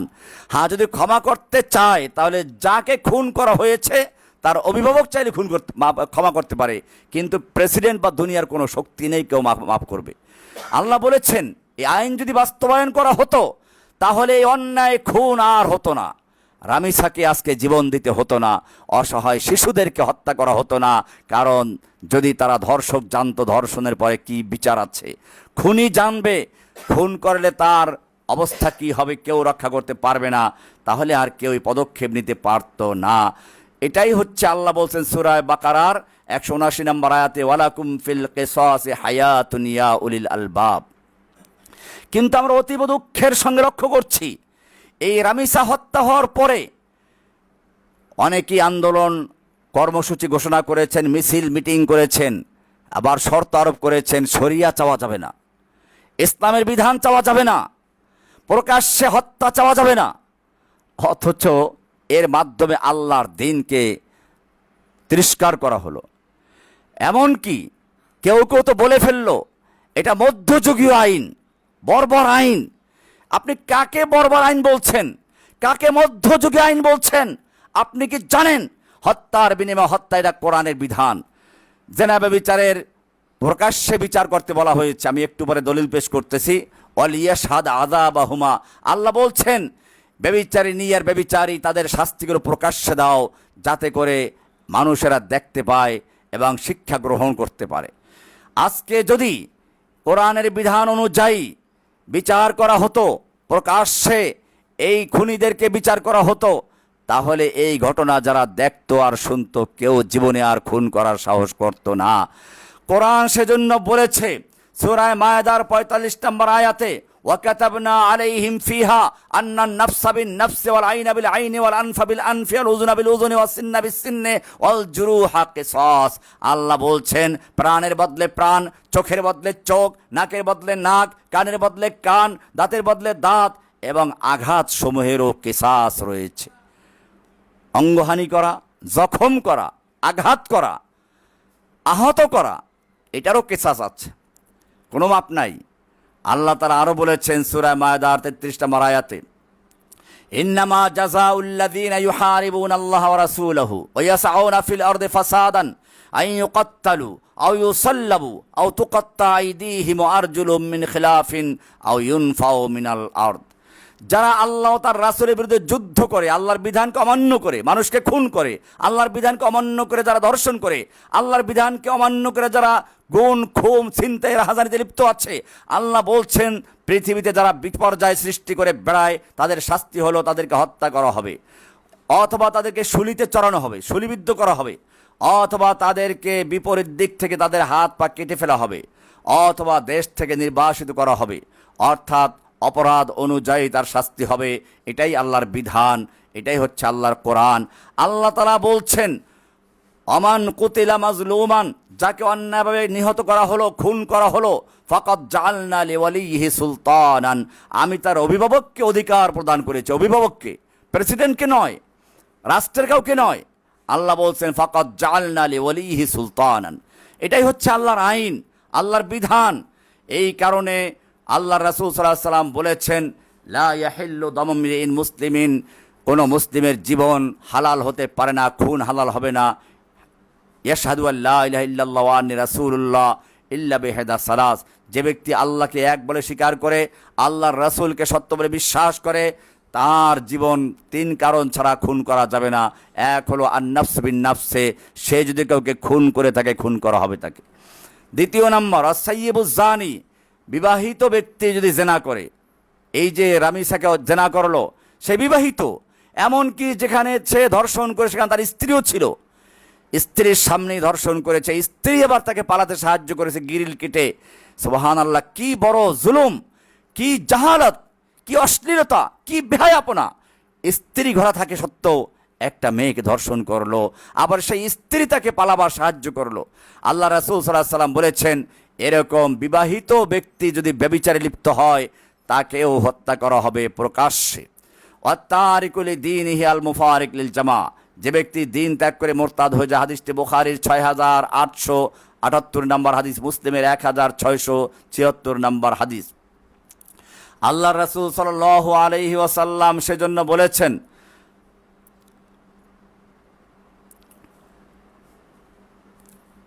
হত্যার বিনিময়ে হত্যা, কতলের বিনিময়ে কতল, এগুলো চলতে থাকবে। হ্যাঁ, যদি কোনো ক্ষেত্রে খুনের ব্যাপারে সন্দেহ থাকে, ইসলামী হুদুদ কায়েম করার জন্য প্রমাণ সাপেক্ষ, প্রমাণ থাকতে হবে। এজন্য ইসলাম প্রমাণে যদি কোনো ত্রুটি বিচ্যুতি থাকে সেক্ষেত্রে ইসলাম এই বিধানগুলো কার্যকর করতে বিলম্বিত করে।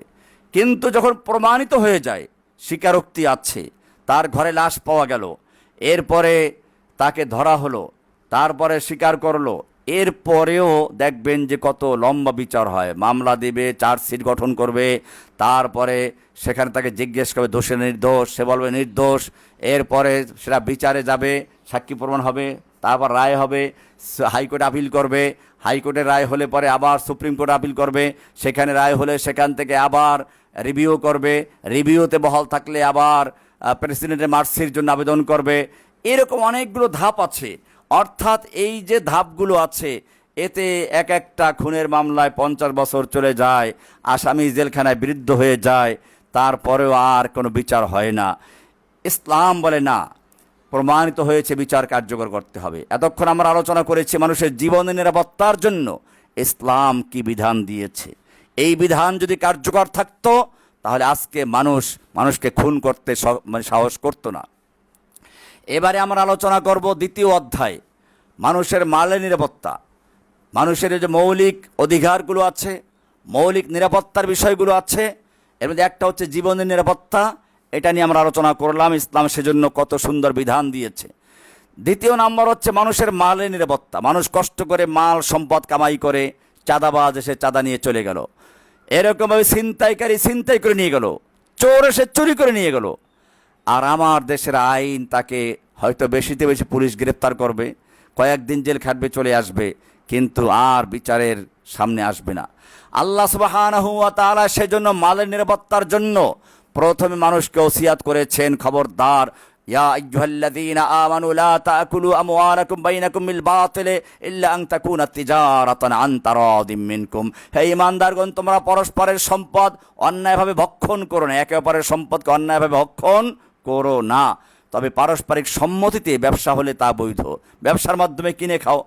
কিন্তু অন্যায়ভাবে জোর করে, চাঁদাবাজি করে, ছিনতাই করে, গুন্ডামি করে, ঘুষ খেয়ে, সুদ খেয়ে কিংবা রাস্তায় ছিনতাই করে মানুষের অন্যায় করে সম্পদ খাবে না।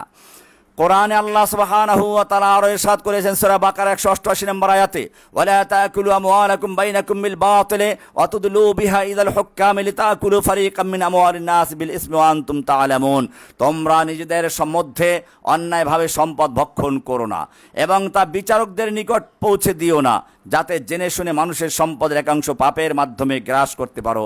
বিচার জাল দলিল করে, মামলা করে, তারপরে আইনজীবী নিয়োগ করে, চালাক আইনজীবী, আর আপনার আইনজীবী অত চালাক না, সেই সত্যকে তুলে ধরতে পারে নাই। এইভাবেই দেখা যায় যে একটা মানুষ নিজের হক, নিজের অধিকার থেকে বঞ্চিত হয়ে যায়। কোরআনে আল্লাহ সুবহানাহু ওয়া তাআলা সূরা নিসার 58 নম্বর আয়াতে বলেছেন, ইন্নাল্লাহা ইয়া'মুরুকুম আন তুআদ্দুল আমানাতি ইলা আহলিহা। নিশ্চয় আল্লাহ তোমাদেরকে নির্দেশ দেন যে তোমরা আমানত সমূহ তার হকদারের কাছে পৌঁছে দাও। আমানত, আল্লাহ রাসূল সাল্লাল্লাহু আলাইহি সাল্লামকে যখন হত্যা করার জন্য ঘেরাও করা হলো, তখনও তার বিছানার নিচে মক্কার লোকদের স্বর্ণ, রৌপ্য, দিনার, দিরহাম জমা রয়েছে। তিনি আলী রাদিয়াল্লাহু তাআলা আনহুকে বললেন, আলী, আমার বিছানায় শুয়ে পড়ো, এই বিছানার নিচে মক্কার লোকদের আমানত আছে, টাকা পয়সা আছে, এটা পৌঁছে দিয়ে আমার সঙ্গে মদিনায় সাক্ষাৎ করবে। সুবহানাল্লাহ। যেই লোকগুলো তাকে হত্যা করার জন্য ঘেরাও করে আছে, তাদের সম্পদ নিয়ে তিনি চিন্তায় আছেন, এই সম্পদগুলো কেমনে পৌঁছে দিবেন, সেজন্য আলীকে দায়িত্ব দিলেন।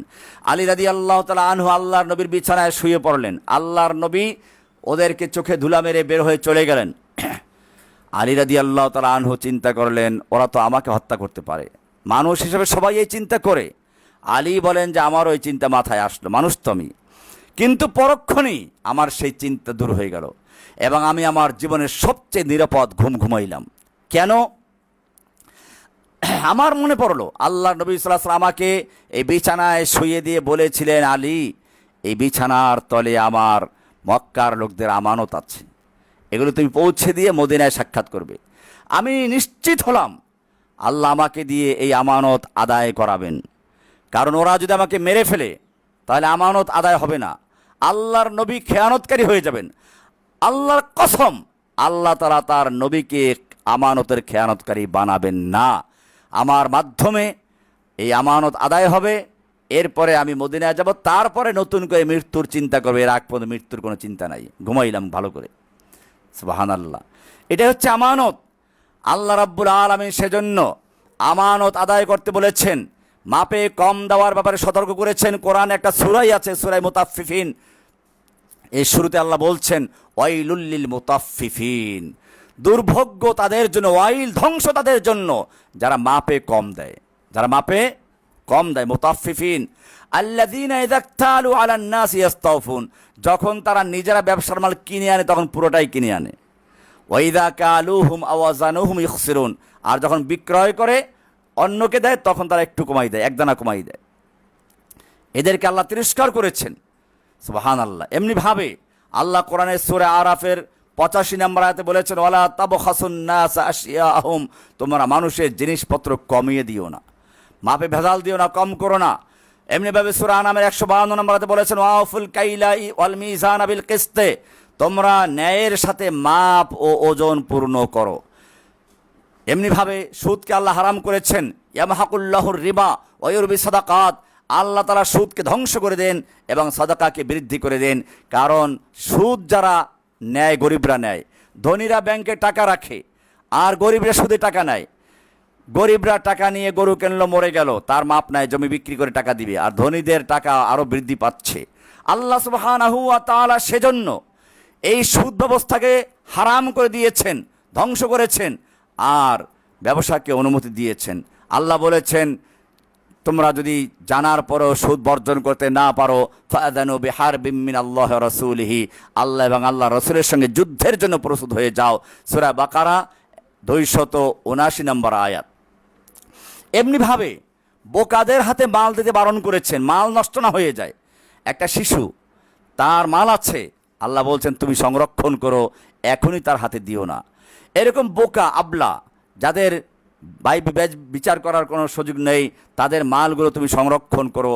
কোরআন কি সুন্দর করে বলেছে সূরা নিসার 5 নম্বর আয়াতে, ওয়ালা তুতুস সুফাহা আমওয়ালাকুমুল্লাতী জাআলাল্লাহু লাকুম কিয়ামা, আর তোমরা নির্বোধদের হাতে তোমাদের সেই সম্পদ দিও না যা আল্লাহ তোমাদের জীবিকার অবলম্বন করেছেন। এমনিভাবে অপচয় করতে বারণ করেছেন। কোরআন বলছে ওয়ালা তুবাযযির তাবযীরা ইন্নাল মুবাযযিরিনা কানু ইখওয়ানাশ শায়াতিন, অপচয় করো না, নিশ্চয় অপচয়কারী শয়তানের ভাই। সূরা বনী ইসরাঈল 27 নম্বর আয়াত। এভাবে অপচয়কে আল্লাহ তাআলা নিষেধ করেছেন। এমনিভাবে আল্লাহ সুবহানাহু ওয়া তাআলা ধোঁকা দেওয়া নিষেধ করেছেন, মাপে কম দিতে নিষেধ করেছেন। এরকমভাবে আল্লাহ নবী একদিন বাজারে গেলেন, বাজারে গিয়ে দেখলেন মালের ভিতরে হাত ঢুকিয়ে দিলেন, দেখলেন উপরে শুকনো মাল, ভিতরে ভিজা মাল। মাররা আলা সুবরাতি তাআমিন, বাজারে তিনি একটা খাদ্যস্তূপ দেখলেন, ফাআদখালা ইয়াদাহু ফিহা, এই খাদ্যস্তূপের ভিতরে হাত ঢুকিয়ে দিলেন, বস্তার ভিতরে হাত ঢুকিয়ে দিলেন, ফানালাত আসাবিউহু বালালান, আল্লাহ নবীর হাতগুলো ভিজা হয়ে গেল, তার মানে ভিতরে ভিজা। ফাকালা মা হাদা ইয়া সাহিবুত তাআম, এই খাদ্য বিক্রেতা, এই অবস্থা কি বলো, উপরে শুকনা ভিতরে ভিজা, কারণটা কি? ক্বালা আসাবাতুস সামা ইয়া রাসূলুল্লাহ, বৃষ্টি পড়েছিল। ক্বালা আফালা জাআলতাহু ফাওকাত তাআম, তাহলে এটা উপরে রাখো না কেন? কাইয়ারাহুন নাস, যাতে মানুষ দেখতে পায়। এরপর আল্লাহ রাসূল একটা মূলনীতি ঘোষণা করলেন, মান গাশশা ফালাইসা মিন্না, যে ধোঁকা দেয় সে আমাদের উম্মতের অন্তর্ভুক্তই নয়। সুবহানাল্লাহ, সূরা, এটা মুসলিম হিসেবে 102 নম্বর হাদিস। তাহলে এরকম মালের ধোঁকাবাজি করা এটা নিষেধ করেছেন। এমনকি বেচা কিনা করতে গেল, বেচা কিনা করতে গিয়ে এখনও টাকা পয়সা দিয়ে আপনি আলাদা হন নাই, আপনার কাছে মনে হলো মালটা যথাযথ পান নাই, অথবা অর্ডার করেছেন একভাবে, সে বলেছে একভাবে, সেরকম পান নাই। আল্লাহর রাসূল সাল্লাল্লাহু আলাইহি ওয়াসাল্লাম বলেছেন আল বাইয়ান বিল খিয়ার মা লাম ইয়াতাফাররাকা, দেখার পরে তোমার এখতিয়ার থাকবে যতক্ষণ পর্যন্ত চূড়ান্ত সিদ্ধান্ত না নেওয়া হয়। এইভাবে আল্লাহ সুবহানাহু ওয়া তাআলা বিধান দিলেন, মানুষের নিরাপত্তা দিলেন মালের। কিন্তু এই আল্লাহর নসিহাতগুলোকে যারা কার্যকর মনে করলো না, মান্য করলো না, এবারে তারা অন্যায় করলো। আল্লাহর রাসূল সাল্লাল্লাহু আলাইহি ওয়াসাল্লাম বলছেন এবারে আল্লাহর বিধান আছে চোরের হাত কাটার বিধান। কোরআন আইন ঘোষণা করছে আস-সারিকু ওয়াস-সারিকাতু ফাকতাউ আইদিয়াহুমা। আমি বলেছিলাম যে প্রথমে ইসলাম হাত কাটতে বলে নাই, প্রথমে ইসলাম মানুষকে ওসিয়াত করেছে, নসিহাত দিয়েছে, উপদেশ দিয়েছে, অন্যায়ভাবে মাল ভক্ষণ করো না, মাপে কম দিও না, ধোঁকাবাজি করো না, অন্যের জমি আইল ঠেলো না, সীমানা দখল করো না। এমনিভাবে নসিহাত দেওয়ার পরেও যাদের কাজ হলো না, মলমে কাজ হয় নাই, অ্যান্টিবায়োটিকে কাজ হয় নাই, এবারে আল্লাহ সুবহানাহু ওয়া তাআলা বিধান দিচ্ছেন চোরের হাত কেটে দাও। এটা নিয়ে অনেকের আপত্তি, বিশেষ করে ইসলামের শত্রু যারা, তারা আপত্তি করে, আল্লাহ চোরের হাত কাটতে বলল কোরআনে, তাহলে মানুষ খাবে কি করে? আরে ভাই, চোরের হাত কাটতে বলেছেন ইসলাম মানুষের অন্ন, বস্ত্র, বাসস্থান সব কিছুর নিরাপদ ব্যবস্থা করার পরে।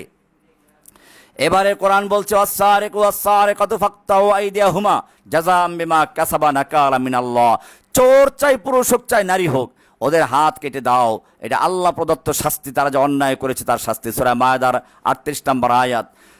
এভাবে আল্লাহ সুবহানাহু ওয়া তাআলা হাত কাটার বিধান দিয়েছেন। এই হাত কাটার বিধানটা আল্লাহর, আপনার যুক্তিতে মিলুক বা না মিলুক, আপনার বুঝে আসুক বা না আসুক, এটা আল্লাহর বিধান। কিন্তু মনে রাখবেন, এই হাত কাটার বিধানটা পেঁয়াজ চোর, লবণ চোর, তেল চোর, আলু চোরদের জন্য নয়।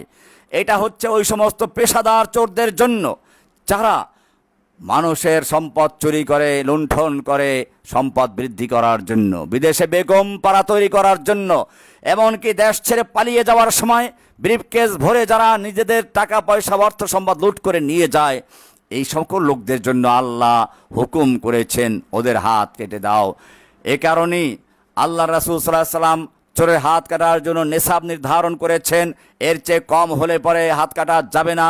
এটা বুখারীর হাদিসের 6789 নম্বর হাদিস, মুসলিমের 1684 নম্বর হাদিস, লা তুকতাউ ইয়াদুস সারিক ইল্লা ফি রুবঈ দিনার ফাসাইদান। হাত কাটার জন্য একটা নিসাব নির্ধারণ করেছেন। হাত কাটার জন্য সংরক্ষিত মাল হতে হবে, রাস্তার পরা মাল, অনিরাপদ মাল, সংরক্ষিত মাল নয়। এগুলো চুরি করলে হাত কাটা যাবে না। এমনিভাবে যাচাই বাছাই করে নির্দিষ্ট শর্ত সাপেক্ষে চোরের হাত কাটার বিধান দিয়েছেন। এই হাত কাটার বিধান কার্যকর হলে পরে দুনিয়ায় চুরির আর কোনো সুযোগ থাকতো না। আল্লাহর নবী সাল্লাল্লাহু আলাইহি ওয়াসাল্লাম মক্কা বিজয় করলেন। এ সময় হঠাৎ খবর আসলো মক্কার মাখজুম গোত্রের একটা মহিলা চুরি করে বসেছে। আল্লাহর নবীর কাছে একটু সুপারিশ করা প্রয়োজন যাতে হাতটা কাটা না যায়, কারণ কুরাইশ বংশের মেয়ে, সম্ভ্রান্ত পরিবারের মেয়ে, হাত কাটলে বদনাম হয়ে যাবে। তাছাড়া মাত্র মক্কা বিজয় হলো, ইতিহাস হয়ে থাকবে। এই কারণে আল্লাহর নবীর কাছে একটু সুপারিশ করে রহিত করা যায় কিনা। সবাই চিন্তা করলো, ওয়ামাই ইয়াজতারি আলাইহি ইল্লা উসামা ইবনু যায়েদ হিব্বু রাসূলিল্লাহ। উসামা ইবনে যায়েদ ছাড়া আর কাউকে এটার জন্য দায়িত্ব দেওয়া যায় না, কারণ সে আল্লাহর প্রিয়। ফাকাল্লামাহু উসামা রাসূলুল্লাহ। উসামা রাদিয়াল্লাহু তাআলা আনহু আল্লাহ নবীর কাছে আবেদন করেন, ইয়া রাসূলুল্লাহ, মক্কা একটা চুরির ঘটনা ঘটে গেছে, মাত্র মক্কা বিজয় হলো, চুরিটা করেছে সম্ভ্রান্ত এক মহিলা, কুরাইশ বংশের বনু মাখজুম গোত্রের মহিলা, নাম তার ফাতেমা, আপনার মেয়ের নামে নাম। আল্লাহর রাসূল সাল্লাল্লাহু আলাইহি ওয়াসাল্লাম রেগে গেলেন। আতাশফাউ ফি হাদ্দিম মিন হুদুদিল্লাহ, হে উসামা, তোমার সাহসটা কি? তুমি আল্লাহর একটা হদ, আল্লাহর একটা বিধানের ক্ষেত্রে সুপারিশ করছো। এরপরে সুম্মা কামা ফাখাতাবা, আল্লাহ নবী খুতবা দিলেন, মেম্বারে দাঁড়িয়ে খুতবা দিলেন, ইন্নামা আহলাকাল্লাযীনা ক্বাবলাকুম আন্নাহুম কানু ইযা সারাকা ফীহিমুশ শরীফ তারাকুহু ওয়া ইযা সারাকা ফীহিমুদ দাঈফু আকামু আলাইহিল হাদ। জেনে রেখো, তোমাদের পূর্বের জাতি ধ্বংস হয়েছে।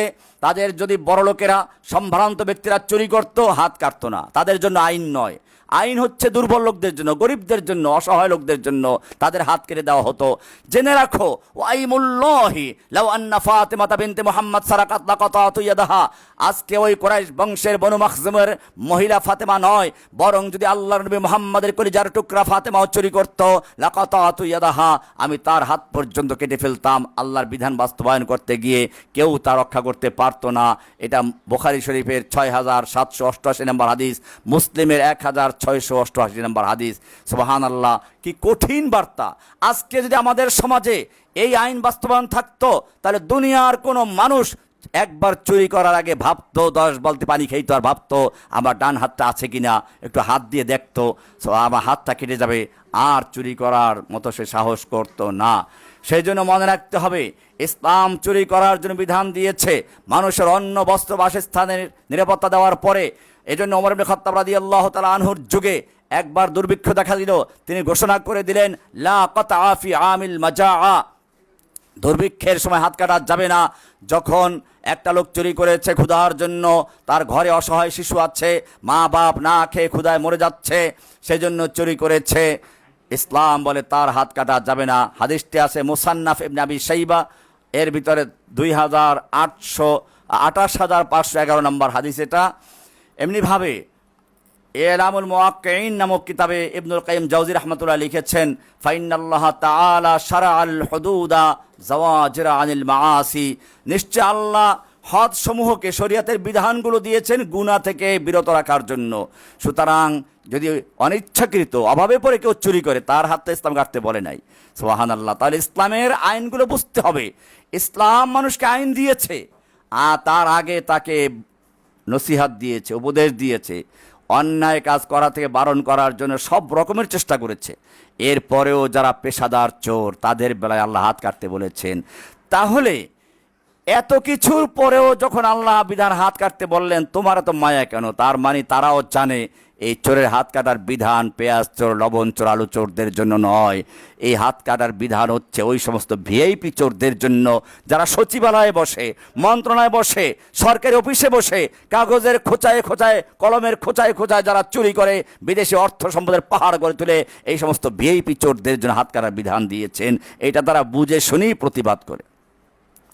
আমরা এবারে আসব আরেকটি বিষয় যেটা খুবই গুরুত্বপূর্ণ, সেটা হচ্ছে মানুষের বংশের নিরাপত্তা। আল্লাহ সুবহানাহু ওয়া তাআলা মানুষকে সৃষ্টি করেছেন। কোরআন বলছে, ইন্না খালাকনাকুম মিন যাকারি ওয়া উনসা ওয়া জাআলনাকুম শুউবান ওয়া কাবাইলা লিতাআরাফু।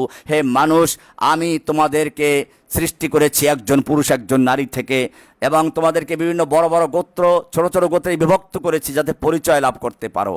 কিন্তু জেনে রাখবে, এই বংশমর্যাদা, কে সাদা কে কালো, কে আরব কে অনারব, কে কোন বর্ণের, এই বর্ণবাদকে ইসলাম সমর্থন করে না। আল্লাহ রাসূল সাল্লাল্লাহু আলাইহি ওয়াসাল্লাম বিদায় হজের ভাষণে বলেছেন, আজকের থেকে আজমের উপরে আরবের, আরবের বা আজমের কোনো কিনে প্রাধান্য নেই, সাদার উপরে কালো, কালোর উপরে সাদার কোনো প্রাধান্য নেই। সব ভেদাভেদ দূর করে সমস্ত মানুষের মধ্যে একটা সাম্য এবং ঐক্যের ঘোষণা আসলো সেই বিদায় হজের ভাষণের সময়। এরপর আল্লাহ রাব্বুল আলামিন মানুষের বংশের নিরাপত্তা দান করেছেন। কে কার সন্তান এর পরিচয় থাকবে, মায়ের পরিচয় থাকবে, বাবার পরিচয় থাকবে, মা বাবার সম্মান করতে বলেছে, কোরআন খেদমত করতে বলেছে। এমনিভাবে এত কিছু বলার পরে ওসিয়াত করেছেন, খবরদার এই বংশ যাতে এলোমেলো না হয়ে যায়, তোমরা জেনা ব্যভিচারের ধারে কাছেও যেও না। আজকে আমরা দেখতে পাচ্ছি শুধু মহিলারাই নয়, শিশুরা পর্যন্ত ধর্ষণ হচ্ছে, ধর্ষিতা হচ্ছে, হত্যা করা হচ্ছে, যার জ্বলন্ত প্রমাণ এই মাত্র দুদিন আগে রামিসা নামক যে 7 বছরের মেয়েটাকে ধর্ষণ করা হলো, খুন করা হলো। আল্লাহ রাব্বুল আলামিন সেজন্য প্রথমে এখানেও উপদেশ দিয়েছেন, খবরদার ওয়ালা তাকরাবুজ জিনা, তোমরা জিনা ব্যভিচারের ধারে কাছেও যেও না, ইন্নাহু কানা ফাহিশাতাও ওয়া সা সাবিলা। এটা অশ্লীল বেহায়াপনা কাজ, সূরা বনী ইসরাঈলের 32 নম্বর আয়াত।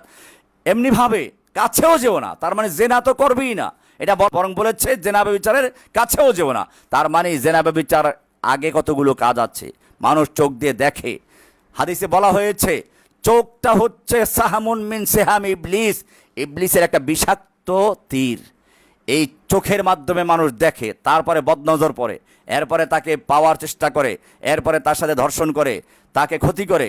এই কারণে আল্লাহ রাব্বুল আলামিন এখানেও সেই জেনার জন্য যে সকল উপকরণগুলো আছে সেগুলো নিষেধ করেছেন। কোরআন বলছে সূরা নূর 30 নম্বর আয়াতে, কুল্লিল মুমিনিনা ইয়াগুদ্দু মিন আবসারিহিম ওয়া ইয়াহফাজু ফুরুজাহুম। আপনি মুমিন পুরুষদের বলুন, তারা যেন তাদের দৃষ্টিকে সংযত রাখে, নিচু করে রাখে, তাদের লজ্জাস্থানের হেফাজত করে। যালিকা আযকা লাহুম, এটি তাদের জন্য অধিক পবিত্র। সূরা নূরের 30 নম্বর আয়াত। এটা প্রথম পুরুষদেরকে বলেছেন, তাহলে পুরুষদেরকেও চোখের পর্দা করতে হবে। এরপরে মেয়ে লোকদেরকে বলেছেন দ্বিতীয় নম্বরে সূরা নূরের 31 নম্বর আয়াতে, ওয়াকুল্লিল মুমিনাতি ইয়াগুদুনা মিন আবসারিহিন্না ওয়া ইয়াহফাজনা ফুরুজাহুন্না। হে নবী, আপনি মুমিন মহিলাদেরকেও জানিয়ে দিন, তারা যেন তাদের চক্ষুকে নিচু রাখে, সংযত রাখে, এবং তারাও যেন তাদের লজ্জাস্থানকে হেফাজত করে। সুবহানাল্লাহ। এভাবে ওসিয়াত করেছেন সূরা নূরের 31 নম্বর আয়াত। এরপরে আল্লাহ আরো বলেছেন, ওয়ালা ইউবদিনা যিনাতাহুন্না ইল্লা মা যাহারা মিনহা। সূরা নূরের 31 নম্বর আয়াতে বলেছেন, তারা যেন তাদের সৌন্দর্য প্রকাশ না করে। মেয়ে লোকেরা যাতে বাজারে গিয়ে, মার্কেটে গিয়ে সৌন্দর্য প্রদর্শন না করে, সৌন্দর্য প্রকাশ না করে, তবে যা স্বাভাবিকভাবে প্রকাশিত হয় তা ব্যতীত, মানে একটা লোক হেজাব করার পরে, পর্দা করার পরে যতটুকু বের হয়ে যায় সেইটা তাকে আল্লাহ ধরবেন না, কিন্তু তাকে হেজাব করতে বলা হয়েছে। সূরা নূরের 31 নম্বরে আরো বলা হয়েছে, ওয়ালিয়াদরিবনা বিখুমুরিহিন্না আলা জুয়ুবিহিন্না, তারা যেন তাদের ওড়না বক্ষদেশের উপরে টেনে দেয়। সুবহানাল্লাহ। তারা যেন তাদের ওড়নাগুলোকে তাদের সিনা, তাদের বক্ষদেশের উপরে ফিরে নেয়। এরপরে আল্লাহ বলেছেন, ওয়াকারনা ফি বুয়ুতিকুন্না ওয়ালা তাবাররাজনা তাবাররুজাল জাহিলিয়াতিল উলা, আর তোমরা তোমাদের ঘরে অবস্থান করো, মেয়ে লোকদের ঘরে অবস্থান করতে বলেছে, এবং তারা যেন প্রাচীন জাহিলিয়াতের যুগের মতো সাজসজ্জা প্রদর্শন না করে। এটাকে নিয়ে আপত্তি করে মেয়ে লোকদেরকে ইসলাম 4 দেয়ালে আবদ্ধ করতে চায় না, বিষয়টা এরকম নয়, বরং এখানে দায়িত্বের ব্যাপার আছে। পুরুষ বাহিরে কাজ করবে, কঠিন কাজ করবে, মেয়ে লোকদেরকে বলা আছে ঘরের কাজ সামলাও, বাচ্চা লালন পালন করা, ঘর সংরক্ষণ করা, পরিষ্কার পরিচ্ছন্ন করা, খাবার তৈরি করা, অনেকগুলো কাজ আছে। এই জন্য আল্লাহ তাআলা চাইলেন একটা পারিবারিক ব্যবস্থা সংগঠিত করার জন্য। আজকে মুসলিম দেশগুলোতে যেই পারিবারিক বন্ধন সুন্দর টিকে আছে, সেই পশ্চিমা দেশগুলো যারা মানুষের মৌলিক স্বাধীনতা নিয়ে কথা বলে, পর্দার বিরুদ্ধে কথা বলে, তাদের বাড়িতে গিয়ে দেখেন কোনো শান্তি নেই, পুরুষ এক ক্লাবে, মেয়ে আর এক ক্লাবে। তাদের পরিবারে কোনো কোনো নেই, কোনো সৌন্দর্য নেই। ভাই বোনের সাথে ধর্ষণ হচ্ছে, জেনা হচ্ছে, বাবা তার মেয়েকে ধর্ষণ করছে। আমরা বাংলাদেশেও দেখলাম কিছুদিন পূর্বে এক দাদা তার নাতিকে ধর্ষণ করেছে। নাউজুবিল্লাহ মিন যালিক। এই পশ্চিমা কালচার এইগুলো করেছে। আমি একটা কৌতুক পড়েছিলাম, একবার এক মেয়ে সাজগোজ করে বাহিরে যাচ্ছে, তার ভাই তাকে বলল, কোথায় যাচ্ছ? বয়ফ্রেন্ডের কাছে। তো ভাই বলল, আজকে না গেলে হয় না, ঘরেই সারি নেই। তো ভাই বোন জেনায় লিপ্ত হলো। এবারে বোন বলছে ভাইকে, তোমার প্রসঙ্গটা বাবারটার চেয়েও শক্ত। তখন বোন কি বলল, ভাই কি বলল, আম্মু তো এই কথাই বলেন। তার মানে বুঝতে পেরেছেন, মা ছেলের সঙ্গে ধর্ষণ করে, জেনা করে, বাপ মেয়ের সঙ্গে ধর্ষণ করছে। এই কালচার এখন বাংলাদেশেও ছড়িয়ে পড়েছে। মেয়েদেরকে চেনা যায় না, কে মেয়ে কে পুরুষ। ওই যে একটা কৌতুক আছে, একটা মহিলার পাশে এক পুরুষ বসেছে, তো মেয়েটা একেবারে টাই পরা, প্যান্ট পরা, শার্ট পরা, চুলগুলো ওইরকম কাটাছেড়া করা। তো বলে, এই ছেলে তুমি উল্টোপাল্টা কেন করছো? তো পাশের থেকে আরেকজন বলল, আরে আপনি তো ভুল করেছেন, ও তো ছেলে না, আমার মেয়ে। তো বলো, সরি আমি বুঝতে পারিনি, আপনি যে ওর বাপ। আপনি তো আবার ভুল করেছেন, আমি তোর বাপ না, আমি ওর মা। মানে হচ্ছে মারও মেয়ে লোকের কোনো পোশাক নেই, চাল চলনে, চুল কাটিং পুরুষের মতো, পোশাক পুরুষের মতো, মেয়েদের অবস্থা। আজকে সেই কারণেই অনেকগুলো ধর্ষণের কারণে এমন হচ্ছে। আল্লাহ রাব্বুল আলামিন সেজন্য কোরআনে সূরা আহজাবের 59 নম্বরে বলেছেন, ইয়া আইয়ুহান নাবিয়্যু কুল লিআজওয়াজিকা ওয়া বানাতিকা ওয়া নিসাইল মুমিনিনা ইউদনিনা আলাইহিন্না মিন জালাবিবিহিন্না। হে নবী, আপনি আপনার স্ত্রীগণকে, আপনার কন্যাগণকে এবং মুমিন নারীদেরকে বলে দিন, অর্থাৎ আপনার স্ত্রীদেরকে, আপনার মেয়েদেরকে এবং সমস্ত মুমিনদের স্ত্রীদেরকে, মেয়েদেরকে বলে দিন, ইউদনিনা আলাইহিন্না মিন জালাবিবিহিন্না, তারা যেন নিজেদের উপরে তাদের চাদরের অংশ টেনে দেয়, অর্থাৎ তারা যেন হিজাব করে, পর্দা করে। এমনিভাবে আল্লাহ সুবহানাহু ওয়া তাআলা বিবাহের জন্য উৎসাহিত করেছেন। এখন দেখবেন মা বাপ ছেলে মেয়েকে প্রেম করার জন্য উৎসাহিত করে, বিয়ে দিতে রাজি না, কই না এখনো বয়স হয় নাই, বয়ফ্রেন্ডের সাথে ঘুরতে দেয়, কিন্তু বিয়ে দিতে রাজি না। কোরআন বলেছে, ওয়া আনকিহুল আয়ামা মিনকুম ওয়াস-সালিহিনা মিন ইবাদিকুম ওয়া ইমাইকুম। সূরা নূর এর 32 নম্বর আল্লাহ বলছেন, তোমাদের মধ্যকার অবিবাহিতদের এবং তোমাদের সৎ দাস দাসীদের বিবাহ দাও। এজন্য কোরআন বলছে, ওয়ালিয়াস্তাফিফিল্লাযীনা লা ইয়াজিদুনা নিকাহান হাত্তা ইউগনিয়াহুমুল্লাহু মিন ফাদলিহি। সূরা নূরের 33 নম্বর আয়াত। যারা বিয়ে করতে সক্ষম না, খরচ যোগাতে পারে না, আল্লাহ কি সুন্দর বলেছেন, যারা বিবাহের সামর্থ্য পায় না তারা যেন সংযম অবলম্বন করে, যতক্ষণ না আল্লাহ নিজ অনুগ্রহে তাদেরকে অবমুক্ত করেন। আল্লাহ রাসূল সাল্লাল্লাহু আলাইহি ওয়াসাল্লাম বলেছেন, ইয়া মাশারাশ শাবাব, ওহে যুবকেরা, মান ইসতাতা মিনকুমুল বাতা ফালিয়াতাযাওয়াজ, তোমাদের যাদের বিবাহ করার সক্ষমতা আছে সেজন্য বিয়ে করে নেয়। ফাইন্নাহু আগাদ্দু লিল বাসার ওয়া আহসানু লিল ফারাজ, এটা চোখকে সংযত রাখা, লজ্জাস্থানকে হেফাজত করার সবচেয়ে উত্তম মাধ্যম। আর আমাল্লাম ইয়াস্তাতে, যার বিয়ে করার ক্ষমতা নাই, ফাআলাইহি বিসসাওম, সে যেন সিয়াম রাখে, রোজা রাখে। সুবহানাল্লাহ। এভাবে বিয়ে করার জন্য উৎসাহিত করেছেন। এরপরে অশ্লীলতা বেহায়াপনা ছড়িয়ে না পড়ুক। কোরআন বলছে, ইন্নাল্লাযীনা ইউহিব্বুনা আন তাশিয়াল ফাহিশাতা ফিল্লাযীনা আমানু লাহুম আযাবুন আলীমুন ফিদ দুনিয়া ওয়াল আখিরা। নিশ্চয় যারা মুমিনদের মধ্যে অশ্লীলতা ছড়িয়ে পড়ুক তা পছন্দ করে, তাদের জন্য দুনিয়া ও আখিরাতে তাদের জন্য যন্ত্রণাদায়ক শাস্তি রয়েছে। সেই জন্য মনে রাখতে হবে, আল্লাহ রাব্বুল আলামিন এই বিধানগুলো দিয়েছেন যাতে করে মানুষ তার লজ্জাস্থানকে সংরক্ষণ করতে পারে, জেনা ব্যভিচারে লিপ্ত না হয়।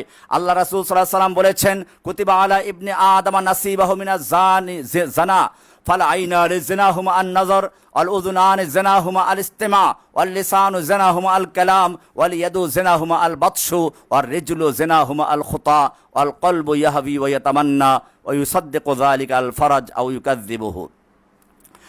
আল্লাহ রাসূল সাল্লাল্লাহু আলাইহি ওয়াসাল্লাম বলেছেন, আদম সন্তানের উপরে তার অংশের ব্যভিচার নির্ধারিত রয়েছে।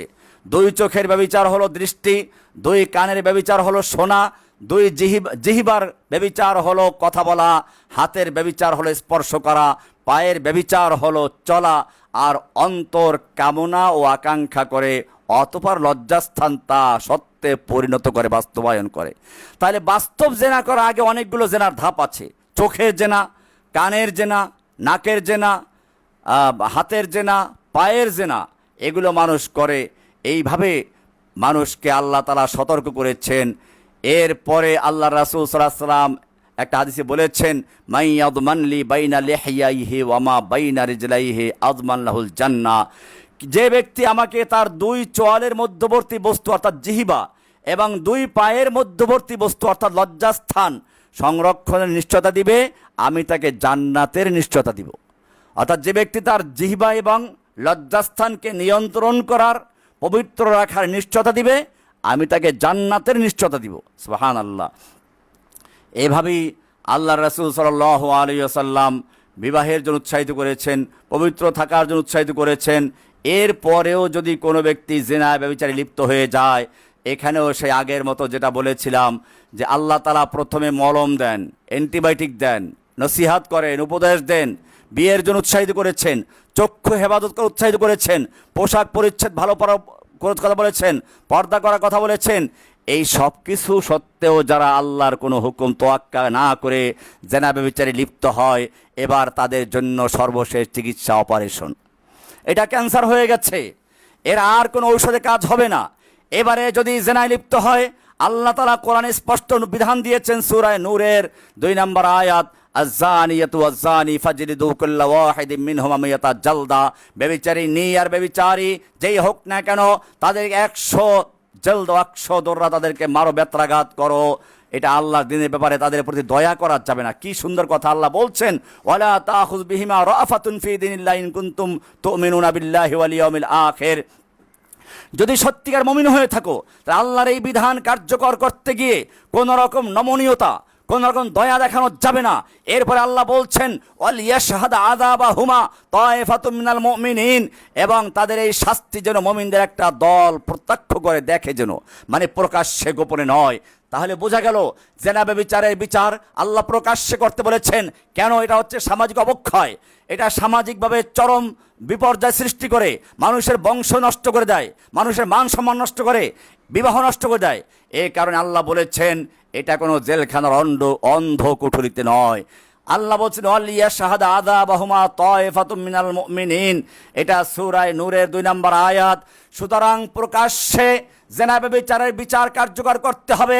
এটার বিরুদ্ধে যারা কথা বলে, এটাকে যারা বর্বর আইন বলে ঘোষণা করে, এই মনে করতে হবে তাদের অন্তরে মুনাফিকি চরিত্র রয়েছে।